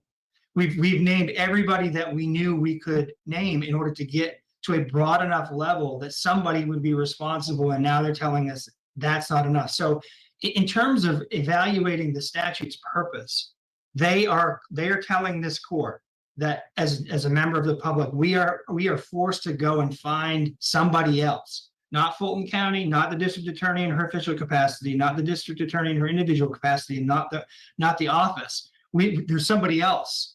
How in the world, if you interpret the statute the way the General Assembly wanted us to, how in the world does that comply with the spirit of the law? It doesn't. And the motions, Your Honor, and not to hold Ms. Monroe's feet to the fire, but Your Honor asked this question, and we were right there with you. Okay, if it's not this person, then who are we supposed to name? And I think the way she phrased it, and not to hold her to this, but I think the way she phrased it is the way I've seen that, Your Honor, is they sue Ms. Willis in her official capacity. Well, the reason we ended up naming her in individual capacity is right after Your Honor's hearing on that, we got an email that basically asserted substantive objections under the statute to requests that were then months old. They had told us they were not going to give us documents now because they were asserting an exemption well beyond the 3 days where they need to assert it. So that told us. Was that the work product and attorney-client under sub 41 and 42? Is that what those were, or was it something else? I don't want to misstate what it was. Okay. And I don't have it in front of me currently, but I do remember specifically thinking they've asserted substantive objections under specific exemptions in the act that they had not done before. And that came on the heels of that hearing. And I thought to myself, well, why are they doing that? It's right here. And so, It's, Judge, we filed it. It's Bates number merchant dash 0365. It is an open records response. It was very random. We got it July 10th, and we had gotten that request. Well, the reason I recall it is I think you mentioned it in your second amended complaint. And so that's the only reason I recalled that. But also Ms. Monroe and Mr. Bowman aren't double teaming. So let's stick with one at a time. Sorry, Ms. Merchant. Go ahead. welcome to my life, Your Honor. So yeah, and I don't want to misrepresent either. The reason we sued Ms. Willis in her individual capacity, if you may remember during the hearing, I said we hadn't done that because we didn't have any information that she had personally been involved in the open records requests. I made that representation to the court, and it was accurate. We didn't. And so that's why we didn't sue her in her individual capacity. It was only after that hearing when we got that email that we believed that she had been involved, and that email was a direct response to the hearing. And so, and I don't know if it came, I don't want to speculate as to whether it had anything to do specifically with the hearing or what the outcome of the hearing was, but all I know is the timing was awfully coincidental. And so our belief, and having been involved with Ms. Willis and other proceedings, our belief was that she was personally involved in making decisions about what was going in and not going, what was going out and not going out. And so because some of the requests, Your Honor, deal directly with how she was spending the county's money. And so when it comes to whether or not we've satisfied the requirements in the 12b-6, I think the complaint does that. I think the bigger issue, and one that I think the court can probably move around, is the immunity issue. But with regard to the actual 12b-6 issues beyond immunity, I think, Your Honor, if we're allowed to proceed in this hearing and talk to some of these witnesses, I think this is the picture Your Honor is going to see. You're going to see that Ms. Merchant followed up almost on a 2 or 3 day week basis. She was routinely trying to get answers for why these things have not been produced. She was not unclear about it. But I think you're going to see the initial request was not responded to within 3 days. They sent a generic letter initially that said, hey, we got your request, thank you, which is under the act a non-response. Under the act, within 3 days, they have to tell us whether they have responsive documents and whether or not they're going to withhold any of them based on some exemption in the act. They did none of that. So the 3 day requirement ran without their compliance as an initial matter. So that has to do with whether or not we crossed the hurdle into whether they were substantially justified in not complying with the statute. I think the evidence that you're going to hear from these witnesses is one, that they still have not given us documents after 9 months, despite repeated requests to do so. That they have intentionally stonewalled Ms. Merchant by not providing adequate electronic links for the documents, and by not doing the appropriate searches for the documents, which is an issue we raised with the court last week. They're all over the place, Your Honor. The evidence is going to be that sometimes they certify documents as complete by one witness, and then we'll get other documents from a different witness that should be included in the certification from the other witness, and it goes all over the place. I don't pretend to know the details. I've watched her work, so I know that there is a lot there, Your Honor. And in the context of the 12b-6, what I'm suggesting to the court is these are issues that can only be resolved through testimony. And in a normal course of events, because this is a civil action, we'd be in discovery. We'd send document requests and we would take depositions. And that has happened. Historically, when Open Records Act cases are filed, there is a discovery process. Just like there is under the Civil Practice Act, we'd be entitled to serve document requests and take depositions to clear all this up. We brought the witnesses today, Your Honor, and hopefully we'll have a chance to speak with them today and tomorrow so that Your Honor has an understanding of the facts about these requests so that they're not amorphous, that you understand very concretely what efforts were taken to get them and what efforts were made to stonewall us. Because I think that dovetails entirely with the whole purpose of the act and the enforcement action that's set forth in 73. This is the only recourse we have, Your Honor. That the way that they have set the process up, there's no way to negotiate to get the documents. They force you to file a lawsuit. they leave us with no choice. And so if they're going to do that, then there has to be accountability for it, and an accountability for not providing records when the public asks for them that are clearly public records and for which they made no objection in a timely manner. And now they want to continue to try to stonewall us. And I don't want to say it's in an election year, but we're in an election year, and the delay that's happened in part due to me not naming the right people to begin with, we're right up against an election, and we're still seeing documents come in that Ms. Merchant asked for in January of this year. Some of which they claim they don't have, like a pamphlet involving a flyer about, they said they don't have records, Your Honor, for a very concrete example. They said they don't have records as to the number of lawyers they had employed in their office and when they were hired. We asked for information specifically about when lawyers were hired and the number of lawyers on staff. They have a whole pamphlet, has a photograph of the DA's office that they use public money to pay for, and they tell us with a straight face they don't have any information related to who they have on staff at any one point. We know that's not true because they have to pay them. There are payroll records. So it's just one concrete example, Your Honor, of how, and I think Ms. Merchant and I were talking about this, I think part of what's going on here is there's been no accountability for these people, that people give up. They quit because they've made the process so hard and so burdensome on the average citizen that they don't have the time or the resources to fight. And so the 4 motions to dismiss are the latest example of that, Your Honor. That they'll stop at nothing to make sure we can't get a clear understanding of what they have and don't have, and if something has been lost or destroyed when that happened. I think if Your Honor's inclined to deny the motions, I think you will see through these witnesses the pattern of obfuscation that we know has occurred. For all the reasons that are put forth in our brief, we don't think she's subject to immunity, or the defendants collectively are subject to any kind of immunity, and we think they're all subject to the act, and we think they're all proper defendants because of the way they have set the system up. We have no choice but to sue everybody, and we didn't want to do that. That's not our hope and prayer every day when we wake up. We have over $1,000 in costs that our firm has expended on this case to get it filed, to serve witnesses, to get the lawsuit itself served, all sorts of case expenses for subpoenas. All of this stuff adds up, Your Honor, and the average citizen probably wouldn't do it. We're left to try to uncover what's going on here. And so, unless Your Honor has additional questions related to the legal piece on the 12b-6, I will add one thing, Your Honor. I think if Your Honor wants to convert this motion into a motion for summary judgment, I think you'd be entitled to do that and hear the evidence.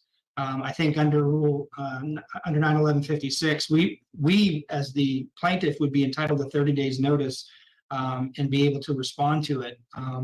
But we waive that. And let's press on. Let's hear the evidence. Let's hear the testimony. And then Your Honor can make a ruling in the context of a more complete factual picture than trying to resolve this thing as part of a dispositive 12b-6.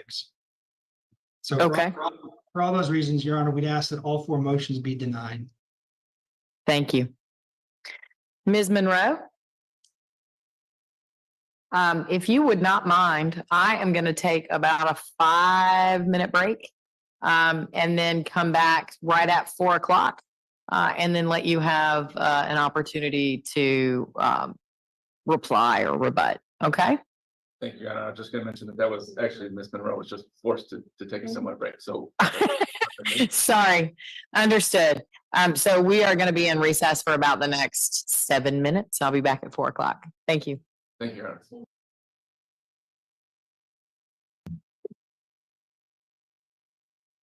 All right, y'all. Total and complete foolishness. This is what happens when you are unprepared and you have no case. You're welcome, Kubalu. Listen. Then what's the messed up part is Fani set all of this nonsense up, and then she got other people coming to court to try to defend it. That's the crazy part of all of this. But I want to say, rest in peace to Rich Homie Quan. From what I am reading, he looks like he died this morning. That was my dude, rich homie. I hate that for you. For real, for real, for real. What is this? Sorry, y'all. I don't know why Fani want to continue to play games with the merchants.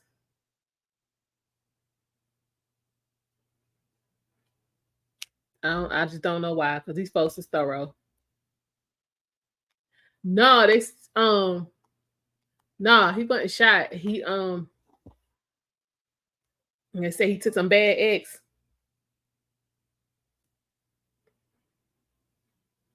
I mean, I hate that.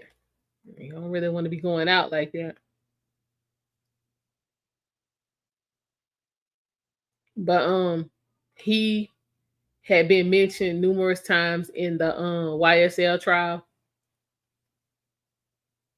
So that's why he was back in the news recently. Some foo-foo. Some foo-foo.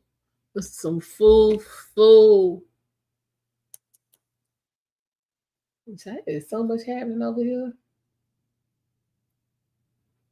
So much happening. Fani, you need to go ahead. You need to let this go. You need to because she's staying true to form. She using Rico on this too. She's using Rico in the YSL. Like that's when she can't find nothing else, she stay true to form and use that Rico. But she need to go ahead and let that go. Because ain't nobody really got time. Ain't nobody at first. It's too many people you got crossed up in this. And you don't have no case. These are problems, Fani. These are whole problems you got going on.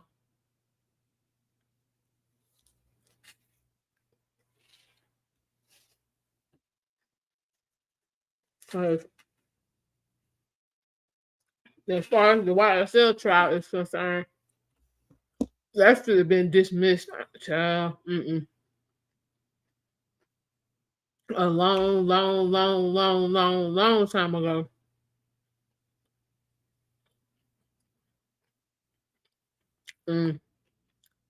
Damn.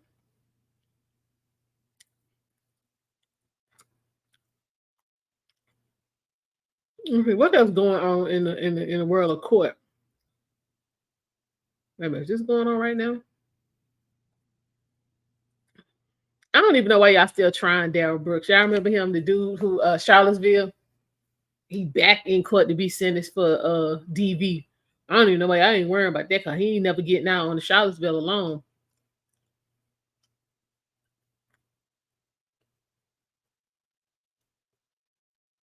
Wow.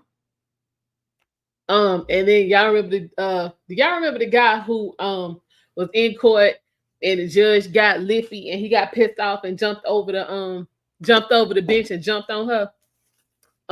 He's in court. He actually should have started already. Yeah, Deborah Redden. So basically he pled guilty to 5 of the 6 counts that he's being accused of. So they got to have a trial. So I've been trying to keep an eye on what's going on, but that's literally about it. I want to see. I didn't get to see him per se yesterday, but I want to see if they got him shackled up or not.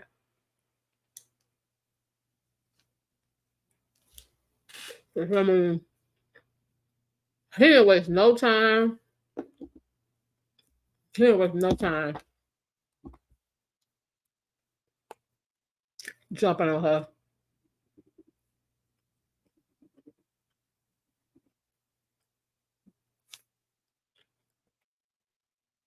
So I don't know what's gonna happen with that, if he gets sentenced today for what he pled guilty to, or if they're gonna have a hearing about this 6th charge.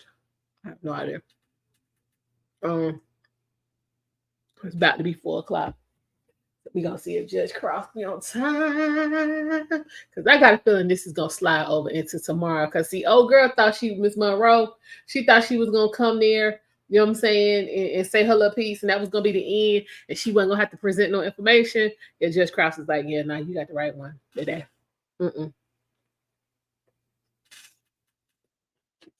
I mean, if we need to come back tomorrow, we'll come back tomorrow. Okay.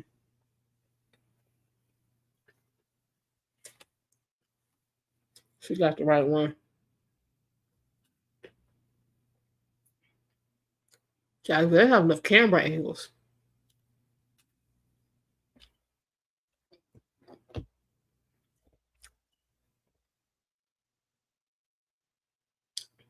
They got a lot going on.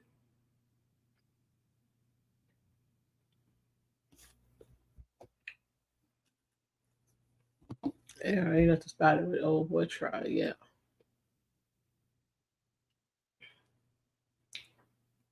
Got him on, so anything interesting pop off on that, we can get into it. We can get into it.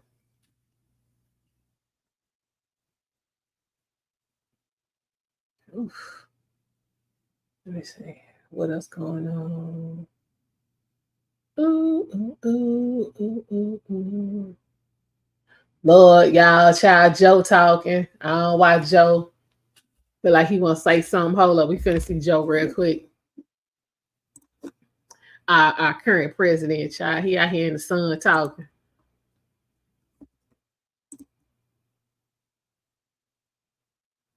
Hold on, we're gonna see if he gonna make it.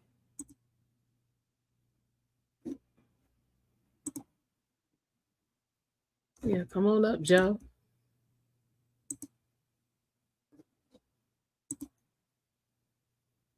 See what he's talking about.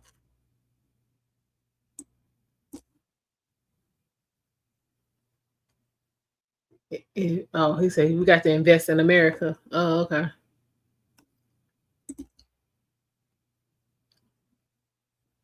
Joe said we got to invest.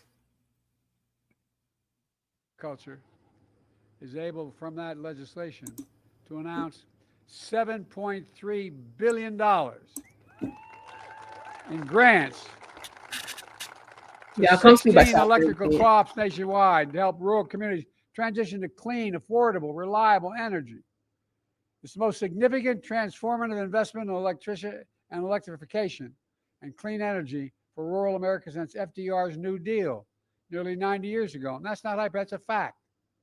And it includes Dairyland Power Cooperative that will receive $580 million to develop and purchase solar power, wind power, energy storage right here in Wisconsin and all across the Midwest.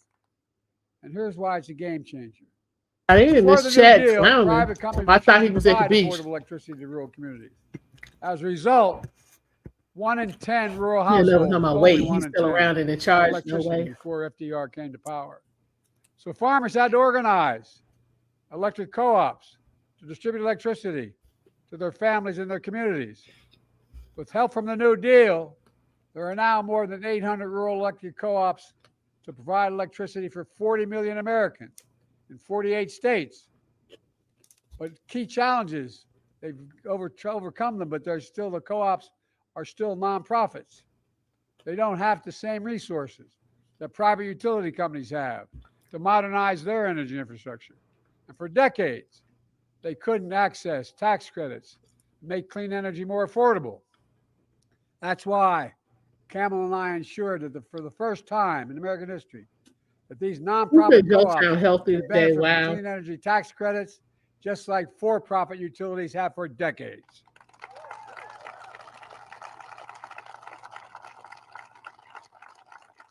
We also created new tools for co-ops to refinance prior debts, so they can go out there and not be held back from investing in their future. Today's historic announcement of $7.3 billion for rural electric co-ops builds on those steps. It means clean, affordable electricity for over 5 million rural households and businesses across 23 states. It means 20,000 jobs, good paying, high quality jobs, including union jobs. So rural America is empowered to lead our clean energy future.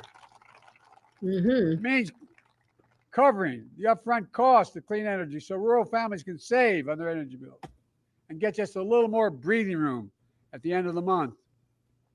And it means rural entrepreneurs and manufacturers who are so fundamental to our economy are powered with reliable, affordable energy, and they can create more job opportunities in their communities. And guess what? It's also good for the environment as well.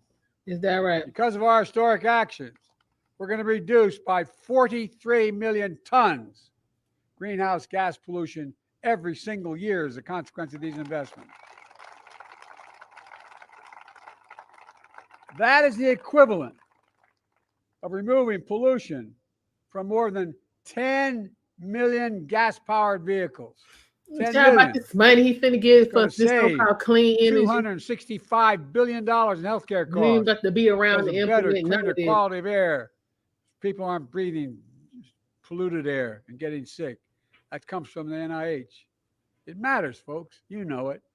And folks, I've kept my commitment to be president for all America and all Americans, Okay, they still not backing including up. rural America. Your communities are the backbone, and that's not hyper. You're the backbone of this country. You deserve the same resources as folks in our cities and our suburbs. And that's what today's announcement is all about. Generating rural power for rural America. But that's not all. Last year, I was next door with your good neighbor, Governor Waltz of Minnesota. I think the guy's gone places. Wait a minute. Ain't nobody clapping, ain't nobody talked hollering, ain't about- nobody doing nothing. We're making the most fundamental and significant investment ever in rural America, creating new and better markets, new income streams that are generators of rural Americas that can grow and thrive. For example, we're taking on big corporations, doing everything from increasing competition in the meat markets to boosting domestic fertilizer production. In fact, here in Wisconsin, that means $12 million to lower fertilizer costs for farmers across the state, which also creates jobs and grows new businesses. Here in Wisconsin, we also invested $47 million to lower energy costs, That's all. install renewable and energy efficient technologies like solar panels behind me on farms and rural small businesses. Darren just shared how that's cut his family electricity bill in half. We're helping farmers and ranchers and entrepreneurs tackle the climate crisis. Climate smart agriculture, such as cover crops, nutrient management, storing carbon in the soil. These practices reduce the greenhouse gas emissions and improve our overall health of the soil and the water. They put us on a path to continuing to grow the food, the fuel, the fiber that will power our nation for decades to come. Through our bipartisan infrastructure law, it's a fancy way of saying that $366 billion for the environment, most significant investment in America's infrastructure. And what the infrastructure bill, by the way, the bipartisan bill, that was $1.2 trillion. And guess what? We're still lowering the deficit. Anyway, most significant investment in America since Eisenhower's interstate highway system. We've invested $4 billion so far in 350 projects to modernize Wisconsin transportation. Just in Wisconsin, that's been invested. Infrastructure, only 3 roundabouts on Route 14, US 14, and a new bridge in County Highway M. Folks, look, just like we're making the most significant investment in rural electrification as FDR, we're also making the most significant investment ever in affordable high-speed internet. Because affordable high-speed Exactly. internet She was busy is just as talking essential about today as electricity was a century ago. her same old In order to be about able to do banning business. assault weapons. And when And ain't nobody things are said shut that boy down, used one the of kid them. doesn't have to sit outside of McDonald's. And Ain't nobody Anyway. said all of that. that's why we've invested $1.6 billion just in Wisconsin to connect everyone to affordable high-speed internet in Wisconsin. So how you spend $1 billion on one state for some internet? See them lies, Since Joe. I took office, Let's try this again. 72,000 more Wisconsin homes and small businesses have access to high-speed internet for the Have first time access. ever. You mean We're access? going to keep it going. We've also They got invested access. $200 million to to release lead pipes across the state so a kid can drink clean water without worrying about I'm gonna let y'all brain get damage started on. and changing the schools as well. Yeah. We've launched the Rural Partners Network, putting new federal staff on the ground to help communities access federal resources. Let them know what they are, where to go, how to get it, because it's complicated. So I want people on site being Still able not to tell people how they qualify, how they apply, how they get it done. And after years of importing 90% of our semiconductor chips, which I might add, America invented. We invented the computer chip. It's needed for everything from automobile engines to weapons. We passed the Chips and Science Act, has led private companies from around the world to come back. We used to have 40% of the market not too many years ago. And now we've got down to basically zero. Invest, so around from countries around, I travel from everywhere from North Korea, anyway, South Korea. What you across need the anyway, world Joe? Come to on. get these computer chip factories to come. I asked when we convinced one of the companies in South Korea to invest building these chips in America. I said, why would you do it? They're investing several $1 billion. He said, because you have the most advanced workers in the world, and it's the safest place in the world to invest. Well, our Chips and Science Act has led private companies from around the world to invest hundreds of billions of dollars in new chips and battery factories, and more of them right here in America. With the leadership of your governor, you've already added 200,000 new jobs and attracted over $5 billion in Wisconsin. Okay, hold on, y'all. We back. In clean energy. Sleepy Joe doing a lot.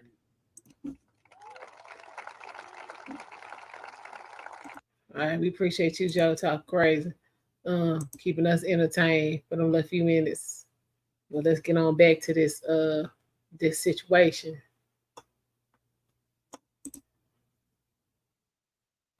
Fuck up in her line, share.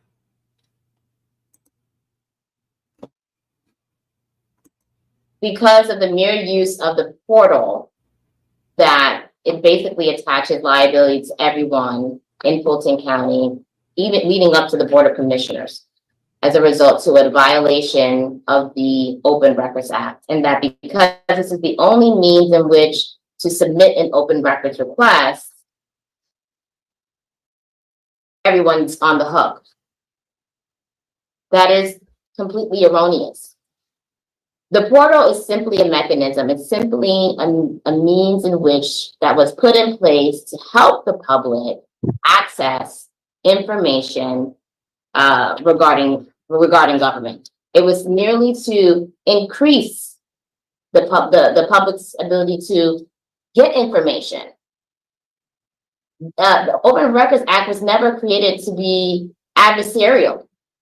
The sole means of the act was to help the public obtain more knowledge on how their government is being ran. Now, the way that plaintiff wants us to utilize the Open Records Act, he wants the public to use the Open Records Act as a vice to attack, a vice to harass, a vice to shut up. If you don't do this, then I'm going to sue you. That's not what the Open Records Act was designed for. This was not the only way in which to submit an open records request. There's multiple ways in submitting open records requests pursuant to the statute.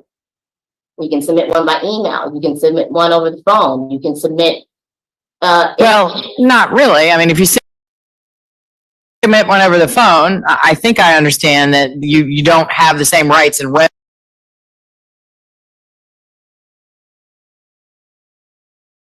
If you submit one over the phone, I think I understand that you don't have the same rights and remedies to enforce it, number one. And number two, if, like Fulton County has done, or maybe the district attorney's office has done, or maybe different departments, if you designate a records custodian, then in order to take full advantage of the enforcement mechanism, if those records aren't produced, aren't you required to submit it in the way that they want it submitted? You can submit it by fax. You can submit it by email. So there's multiple ways in which to submit an open records request. You do not have to use the portal. Right, I understand that, but doesn't that to some extent limit the enforcement rights that a person who submits a document not using the portal might have? No, absolutely not. Absolutely not.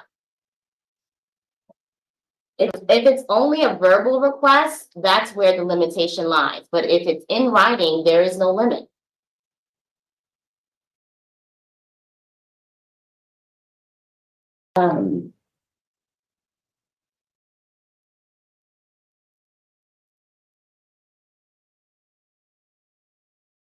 Also to, excuse me, as I review my notes. I understand.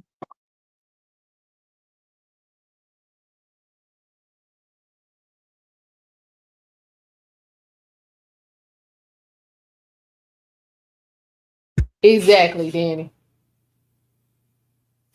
Y'all have been trying to write y'all own rules. That ain't how this works.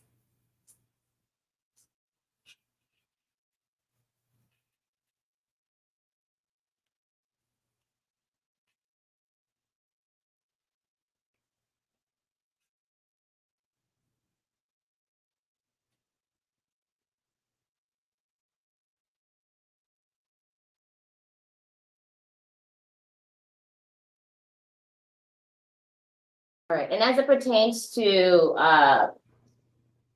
sovereign immunity, unless it's explicitly waived, the immunity lies.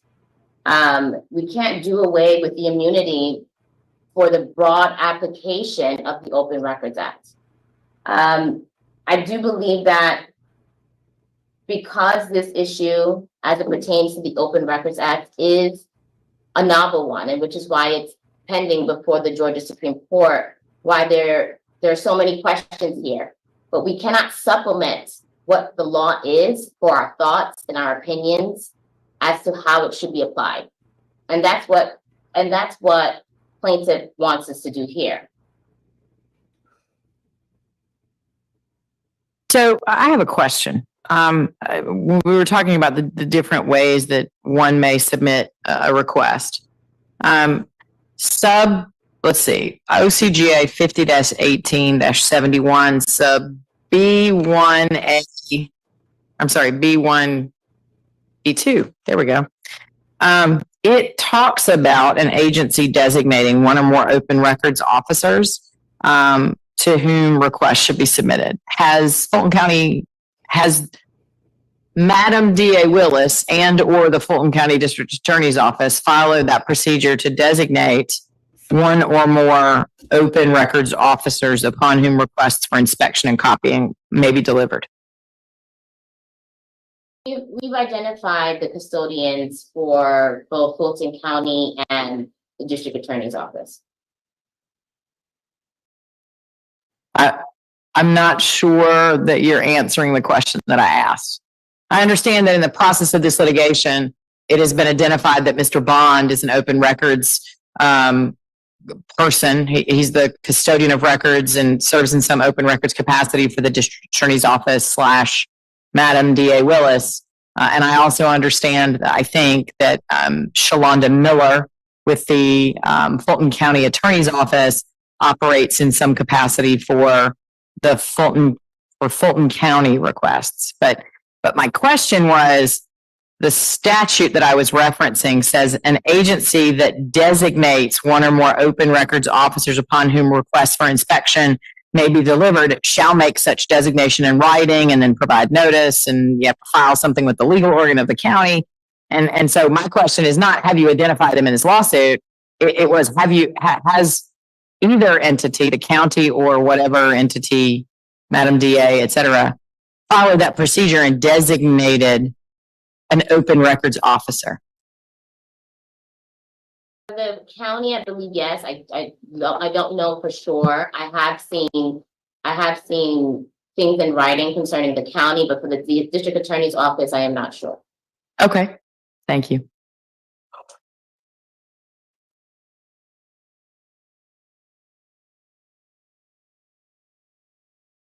I believe plaintiff went into a lot of the substantive matters in addressing the motions as it pertains to the actual requests themselves, the list of hirings, a brochure with a picture of Madam and some of her employees.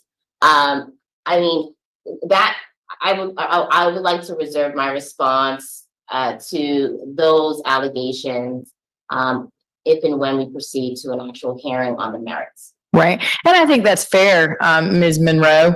In fact, one of the questions I was about to ask, to the extent that it sounds like we're sort of wrapping up, is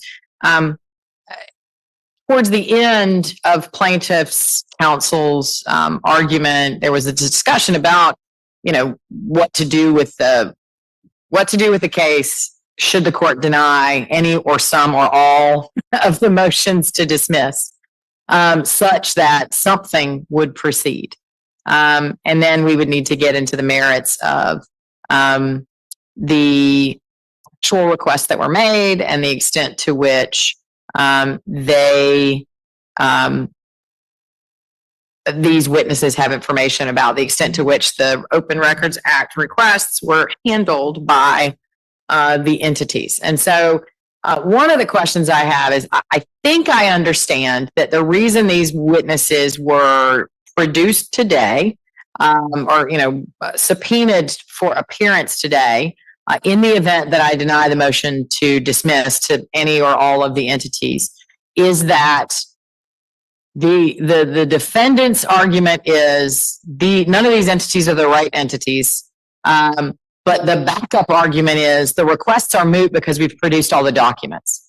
And to the extent that that forms a basis for dismissal, then is it appropriate for the court to hear from witnesses who may or may not, or at least allow the parties to examine witnesses who may or may not advise that there are all documents have been produced or not? Or am I exceeding the authority that the court should exercise under 12B and converting it into a summary judgment motion if I hear from those witnesses? And so to clarify what that was a really long-winded question, if I hear evidence, I don't wish to hear evidence about the substance of these documents or why they were requested, which isn't relevant, and all this sort of stuff. It's really about what efforts were taken to locate and identify, and what assurances are there that all the documents were produced, which is an argument to defeat the claim on the basis that the claim is moot. What are your thoughts on that procedurally, Ms. Monroe? Thank you for asking, Your Honor. I think procedurally for this to actually to honor the rules of civil procedure, I think it would make the most sense to rule on the motions. Once we have a defendant to proceed, then we can if it's in the court's discretion, move to discovery. If not discovery, then straight to a hearing with the proper defendant of the court's choice. Okay. I'm going to briefly ask counsel for the plaintiff if you want to respond. I mean, you mentioned this concern. I understand that I can, if you're willing to waive notice, can sort of hear that evidence now, but I mean, it really is. I'm just wondering if it's going to be too difficult to separate these things out in terms of the substance of the requests that were made, separate from the efforts made to locate, because the types of documents that might exist is a different discussion than what reasonable efforts did you undertake to locate documents that might be responsive to the request, which does go to the issue of mootness, which is part of the motions to dismiss. Yeah, Your Honor. I mean, the strict tenets of 12B6 say you're confined to the four corners of the complaint. Yep. I have to concede that because that's the truth. So if Your Honor wants to hear any evidence that's not in the complaint or the second amended complaint or not attached to the complaint, you're going to have to either allow evidence on the motion, which would then presumably convert it into a Rule 56 motion, requiring notice to us, which we've obviously waived. We intended, based on your Honor's instruction, to question these witnesses about the very things that you have talked about. So the presentation of the evidence is geared around the efforts they took or did not take, and what issues are still outstanding with regard to at least 4 requests. So that is the focus of the inquiry, and I do believe it is tied to the motion to dismiss issues. But I think if you go beyond the 4 corners, you're going to convert it into a different motion. On the other hand, you could simply deny some or all of the motions, which would then allow us to vet the issues in discovery. And to the extent the county or anybody else who was left in the case, any issues with the scope of discovery, it would proceed like a normal civil case. Okay. And then thank you. And that directs me back to Ms. Monroe. Let's assume for a moment that the court, that one of the defendants is going to remain in this case as a potentially appropriate defendant to seek to enforce Open Records Act remedies against. What is your suggestion for dealing with the mootness issue in terms of either allowing for some very brief discovery period or scheduling a substantive evidentiary hearing at a fairly close from now, but later in time, date to discuss the substantive issues of the documents and the efforts undertaken to comply with the Open Records Act? What are your thoughts on that, Ms. Monroe?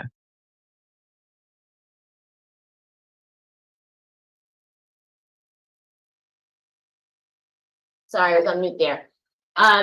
So the portion of my motion that does talk about, that speaks to mootness, wasn't inserted as part of the motions to dismiss, but as a second part to this proceedings, which goes to the merits, to say, in the event that the court finds that the defendants in this case should not be dismissed from this action, and this was only pertaining to, I believe, the district attorney's office. That was only found in the motion to dismiss for the district attorney's office, not in the other motions. That was just to basically be addressed in an evidentiary hearing. But the goal was for the court to rule on the motions as to who would be the defendant to be sued, or dismiss the complaint altogether. But assuming that the court were to find that there was a defendant liable under this action, and that was a defendant that was named in the caption, we would then proceed, once the ruling was made on my motions, to an evidentiary hearing if the whole action was not dismissed altogether. If that makes sense. I don't know if I'm being clear. It does. No, I understand your position. But the next question then is, if the court were to, again, let's assume for a moment that some defendant is going to stay in this case. Mm-hmm. What is your preference or suggestion about what to do next? Would you, really the options are some expedited brief discovery period, and or a fairly expedited, soon to be scheduled in the near term, evidentiary hearing to address these issues, or both. Any or all of the things that y'all pick and that I decide on, or I'm telling you going to be expedited because that's how the statute is designed. Right. But my question to you is, what is your preference? And what, if it's a discovery period, what do you think is a reasonable time period for that? So no, this is a very straightforward case, in my opinion. So I don't believe discovery, there would be any need for discovery. Mm-hmm. So I would be If it's It straightforward, would be why my are we having preference this to just move conversation? forward on an evidentiary hearing in the event there is a defendant that would be held liable under this action. Okay. Miss, Your Honor, Yes. may I jump in quickly? I was just about to call on you. So yes, please. Okay, so I think one wrinkle here is I think Your Honor has the ability today to rule on the motions. And if Your Honor does that, then I intend to. then two things happen. The automatic stay that's set forth in 911-12F goes away. Right. So once the stay is lifted, then Your Honor would have the ability today Going on. and tomorrow to hear the evidence. The hearing, our concern, Your Honor, is that based on the history, that as soon as we attempt to conduct any discovery, whether it's 2 weeks of discovery, a month of discovery, there are going to be motions filed that prevent us from accessing information from witnesses.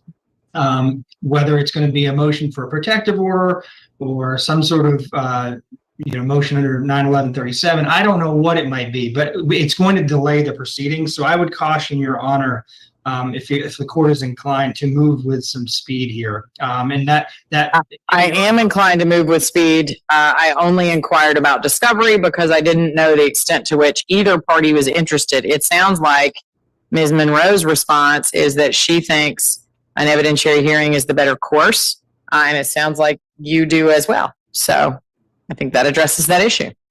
Yeah, and I do want to just highlight, Your Honor, I think the issue of mootness has been introduced today through counsel. I don't think the issue of mootness is relevant for purposes of the 12B6 motion because the complaint as it stands without evidence says that they have not complied with the law. They have not complied with the statute. That is accepted as true at this stage of the proceedings. So to the extent that she's arguing outside the pleadings that some or all of these claims are now moot, I get the practical piece of it. We have alleged that they are not moot in some form or fashion, and that a lot of these requests are still outstanding. So the issue itself, as pled in the complaint, is sufficient to defeat the motion on its face. So we would just our preference, Your Honor, in terms of timelines would be for Your Honor to rule today.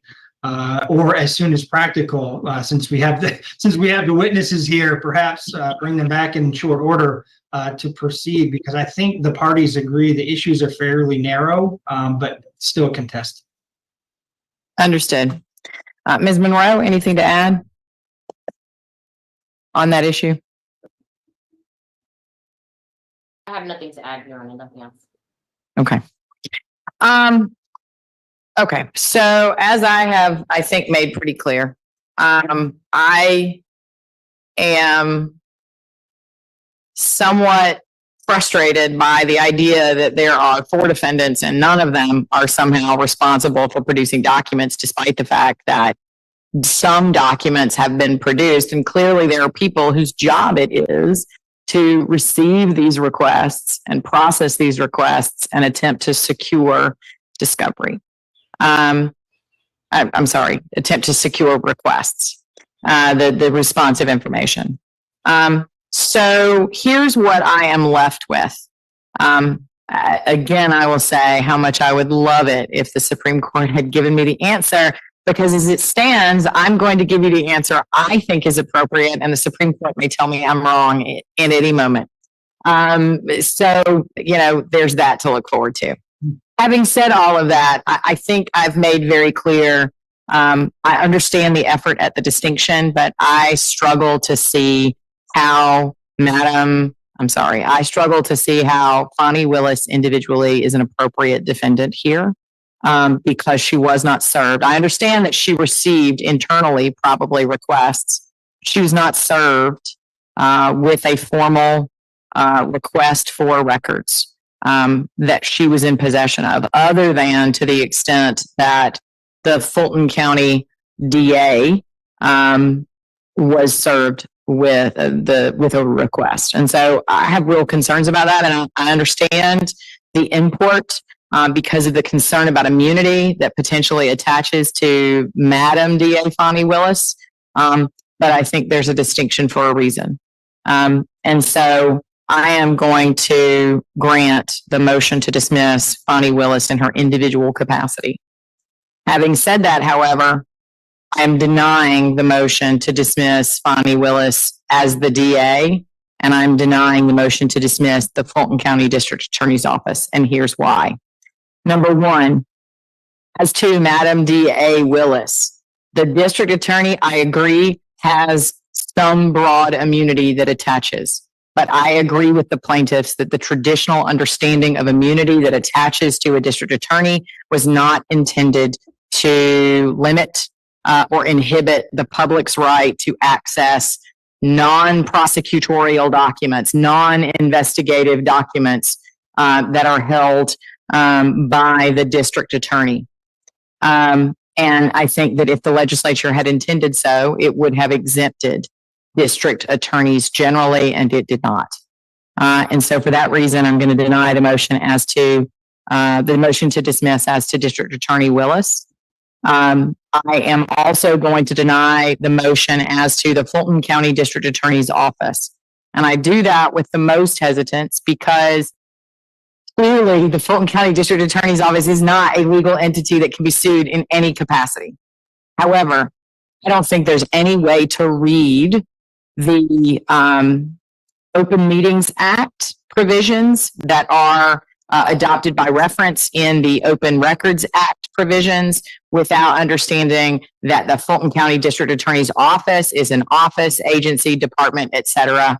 of Fulton County or of the state, and therefore would be subject to the Open Records Act requirements. As to Fulton County, I do have concerns, as Ms. Monroe pointed out, that any ruling that I make be understood as overly broad in the sense that any request submitted to any department of Fulton County using its portal somehow makes the entirety of Fulton County responsible. And that is definitely not going to be my ruling. However, to the extent that Fulton County hosts the portal and is clearly subject to the Open Records Act, particularly here where the agency and the officer are denying that they are subject to the act. The county clearly is, and the county is hosting the method to request and receive responses, to submit requests and receive responses and responsive documents. And so to the extent that the county is doing so in the absence of the records custodian, i.e. the district attorney in her official capacity, or the Fulton County District Attorney's Office, such as it is constituted for purposes of it being an agency or office, the Fulton County stays in the case as well. So that's going to be my ruling. I am, as I said, I'm granting the motion to dismiss as to Ms. Fani Willis. I'm denying the motion as to the other defendants. Mr. Merchant, can you please provide me with a proposed order that I can edit regarding my rulings in this case? I sure can, Your Honor. Ms. Monroe, can you please provide me a proposed order granting the motion to dismiss as to Ms. Willis?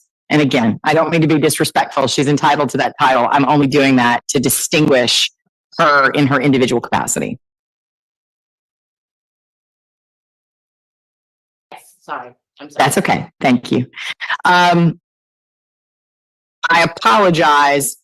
So one of the things, sometimes no answer is an answer. And so some of the email traffic that I've received over the last few days is, wait, what about these witnesses? What are we doing? And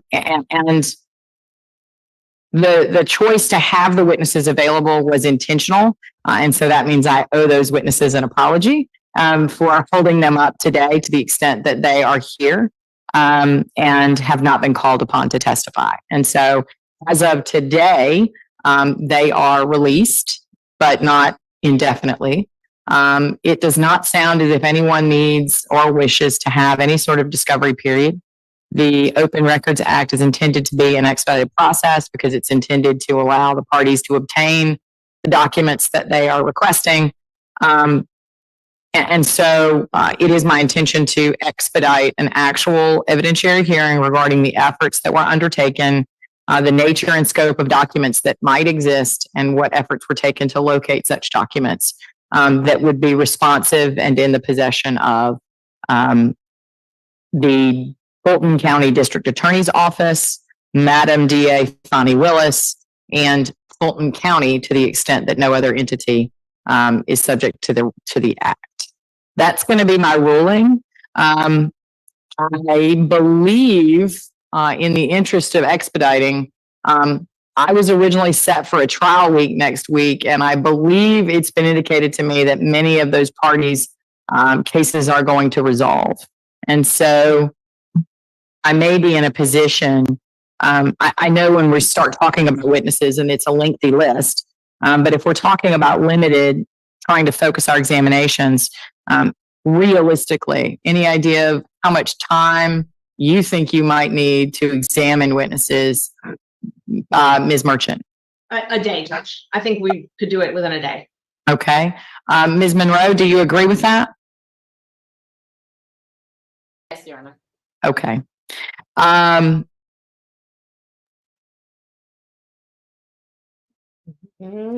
on. So in looking at my calendar,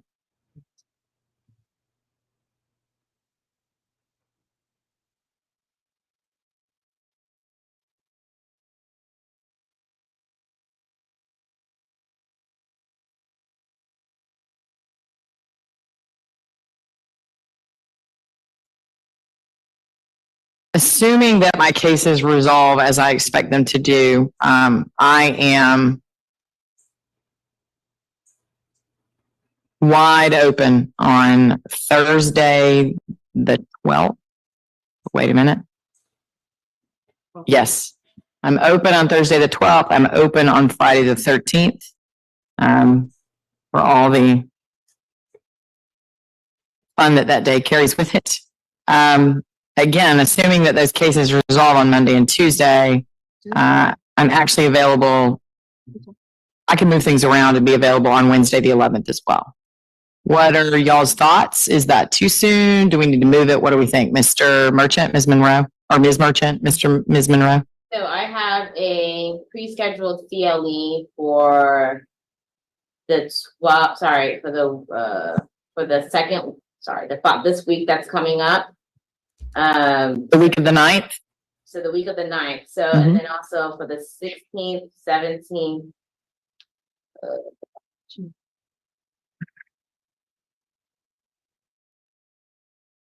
The week of the 16th is it's a better week for me. So if plaintiff is available during the week of the 16th, we could do it for the 19th. Oh, sorry, I have a mediation on that day. And Judge, we're available. You said the 12th and the 13th were available both of those days. Okay. I also, it looks like I'm available on the 16th. Available. Monroe? Yes, the 16th looks like it's open, yeah. Okay. Hey, Your Honor, I think we spoke too soon on our end. I've got depositions all day on the 16th. Okay. If we could move it to a different day, that would be. 17th. I don't know Your Honor's availability, but does the 17th work? No, I have a giant criminal calendar that day. Actually, I have about 4 giant criminal calendars that day. 18th. Here's the best I can do. I am tentatively available the 18th and 19th. The 19th would be better. If that will work for the parties. The We can 19th do works either for me. date. Yep, 19th is great, Your Honor. That's perfect, Your Honor. Let me look one more time to make sure I'm not going to go back in my office and my litigation manager and staff attorney are going to yell at me that I'm wrong, that I do have something that day. Let me look again. Yeah, it looks like I'm open the 19th and 20th. The only caveat to that, and I would give you as much notice as possible, would be if I am set to start a trial, if it goes into the 19th and 20th, we might have to get creative and move things around. Now, one of the other reasons that I wanted to revisit the issue of conducting an evidentiary hearing is that today is that generally speaking, I love Zoom. I think it's very effective. It allows lots of people to be in multiple places where they need to be instead of being stuck in traffic and that sort of thing. But for an evidentiary hearing, I find that it gets a little clunky when we're trying to call witnesses to the stand and present documents, et cetera. And so I typically prefer to have those, especially when it's, more than a few documents, more than a few witnesses in person. And so I think what I would likely do is notice this for the 19th at either 9 or 9:30 a.m. And it would be an in-person hearing. Perfect. That's fine. Now, to the extent, I understand there's been some disagreement about that, but to the extent that the parties can consent to having any witnesses appear by Zoom because it's more convenient for those witnesses, I encourage you to do that. If you cannot agree, I will rule based on whatever information y'all have about the nature of the unavailability or the need to appear remotely. And I will rule on that, but I strongly encourage the parties to see if they can agree. And we will go from there. Okay. Anything else that the parties need from me? One more thing. I would like to have those orders, those proposed orders. I know I'm asking for them on an expedited basis. But I would like to have them sooner rather than later. As I'm sitting here looking at my calendar, if I could have them no later than say the 12th, which is a week from now, if you can get them to me sooner, great. But if you, I will ultimately end up entering one order that will rule on it all together. But if you can get me your drafts by the 12th, I'll make sure that there is an order on file as quickly as I can, so there will be an order on file prior to the hearing, although I am going to go ahead and issue a hearing notice for the 19th. Anything else that you need from me before we adjourn, Ms. Monroe? Yeah, yes, Your Honor. One housekeeping matter. Hang on. Sorry. I actually asked Ms. Monroe. Oh, I'm So- sorry. That's okay. Ms. Monroe? That is it, Your Honor. Nothing. Okay. Mr. Merchant, anything else? I'm so sorry to interrupt. I No. wasn't paying close enough attention, but one housekeeping issue is Your Honor's released the witnesses that we had subpoenaed for today. Yes. Can we have an order from Your Honor that they will reappear? Yes, and that's why I said that. I tried to say that carefully, that they were excused for today. But it is my intention that, they've been subpoenaed. And so to the extent that we are continuing this matter to the 19th, I'm not expecting that you have to reserve them with subpoenas. Perfect. Thank you, Your Honor. That's all we have. And the same would apply to any witnesses that have been subpoenaed by the defendants. Your Honor, if I can just clarify that one point or address that one point of concern. So there were subpoenas for the production of documents, not subpoenas for the production of testimony witnesses. So they're two separate things. Were they subpoenas to appear at this hearing? At this hearing, there was no scope provided for the type of testimony of what that witness would be testifying to, which lies a question whether or not it was a proper subpoena. On the top, it's literally labeled subpoena for production of evidence. And so once the business certifications are submitted, there is no need for the witness to then appear. The business certification serves as that witness's testimony and also is supposed to lay that foundation for getting the evidence in versus in lieu of having the person come in with the documents at hand, laying the foundation in person in court. That is my understanding of the law. Okay. So let me interrupt you for a moment.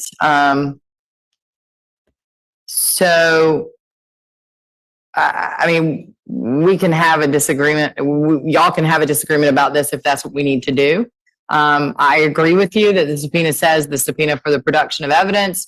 but it requires the presence of the witness no later than September, to appear at September 5th today at 2 p.m. I understand that there is an attachment saying, please produce certain documents, and that those individuals have appeared, have filed a response/objection that purports to provide certain documents and purports to certify those documents. The dispute arises, and that's what there was email traffic back and forth about, is that the plaintiffs believe that there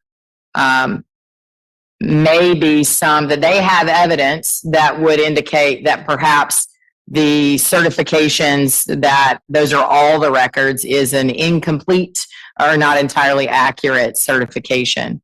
Now, ultimately, it may be that one entity has something that the other entity didn't have anymore because they weren't obligated to keep it. There are a million reasons that might be the case. But I think I understand that the merchant firm has indicated that the reason they wanted actual witnesses was because there is a dispute about whether or not those records are all the records and what efforts were made to identify additional records. Now, I believe that's a fair inquiry for the plaintiffs to make at a hearing. If you're going to insist that they be resubpoenaed, then I guess we can insist that Mr. Merchant resubpoena all those witnesses, but that's just going to add to the costs associated with this case. And that seems unnecessary if it can be avoided. But that's just my opinion. If they could just provide, so, because I need to be in the best posture to defend this case. So if they could provide a list of witnesses in which they plan on calling at the evidentiary hearing, and what they plan on questioning them about, the scope of that testimony, that would be. Well, Best. I would encourage the parties to have a wholesome conversation about how that might happen, if only to encourage efficiency. But I will also point out that this is not a 30B6 deposition. They're not technically required to identify areas of inquiry. They are limited by the scope of the lawsuit. So it's not as if they can ask, these witnesses about things that don't have anything to do with the Open Records Act requests that were submitted to Fulton County. Now, again, just because I'm saying I'm not going to compel them to provide you with a witness list because of the reasons that I've just said, or to particularly identify areas of inquiry that they might pursue, doesn't mean I'm not strongly encouraging the plaintiffs to limit the witnesses and the scope of necessary witnesses as much as possible, and to work in good faith with the defense counsel to help them be ready so that we can have an efficient hearing. Yes, I'm strongly encouraging that. Yes, Your Honor, we will certainly. We'll do that. Okay. And yeah, Your Honor, I would say I think we all recognize it's probably in everybody's interest not to have a bunch of motion practice, so we will do everything we can to resolve that and agree on. Thank you. Get our witnesses in order. Thank you, Mr. Bowman. I appreciate that. I believe that concludes this matter. Anything else, Mr. Merchant? Nothing from the plaintiff, Your Honor. Ms. Monroe? Nothing further, Your Honor. Thank you so much. All of you have a good time, a good day. I will see you I'll see you on the 19th. I'll send out a notice and I will look for your proposed orders. Well,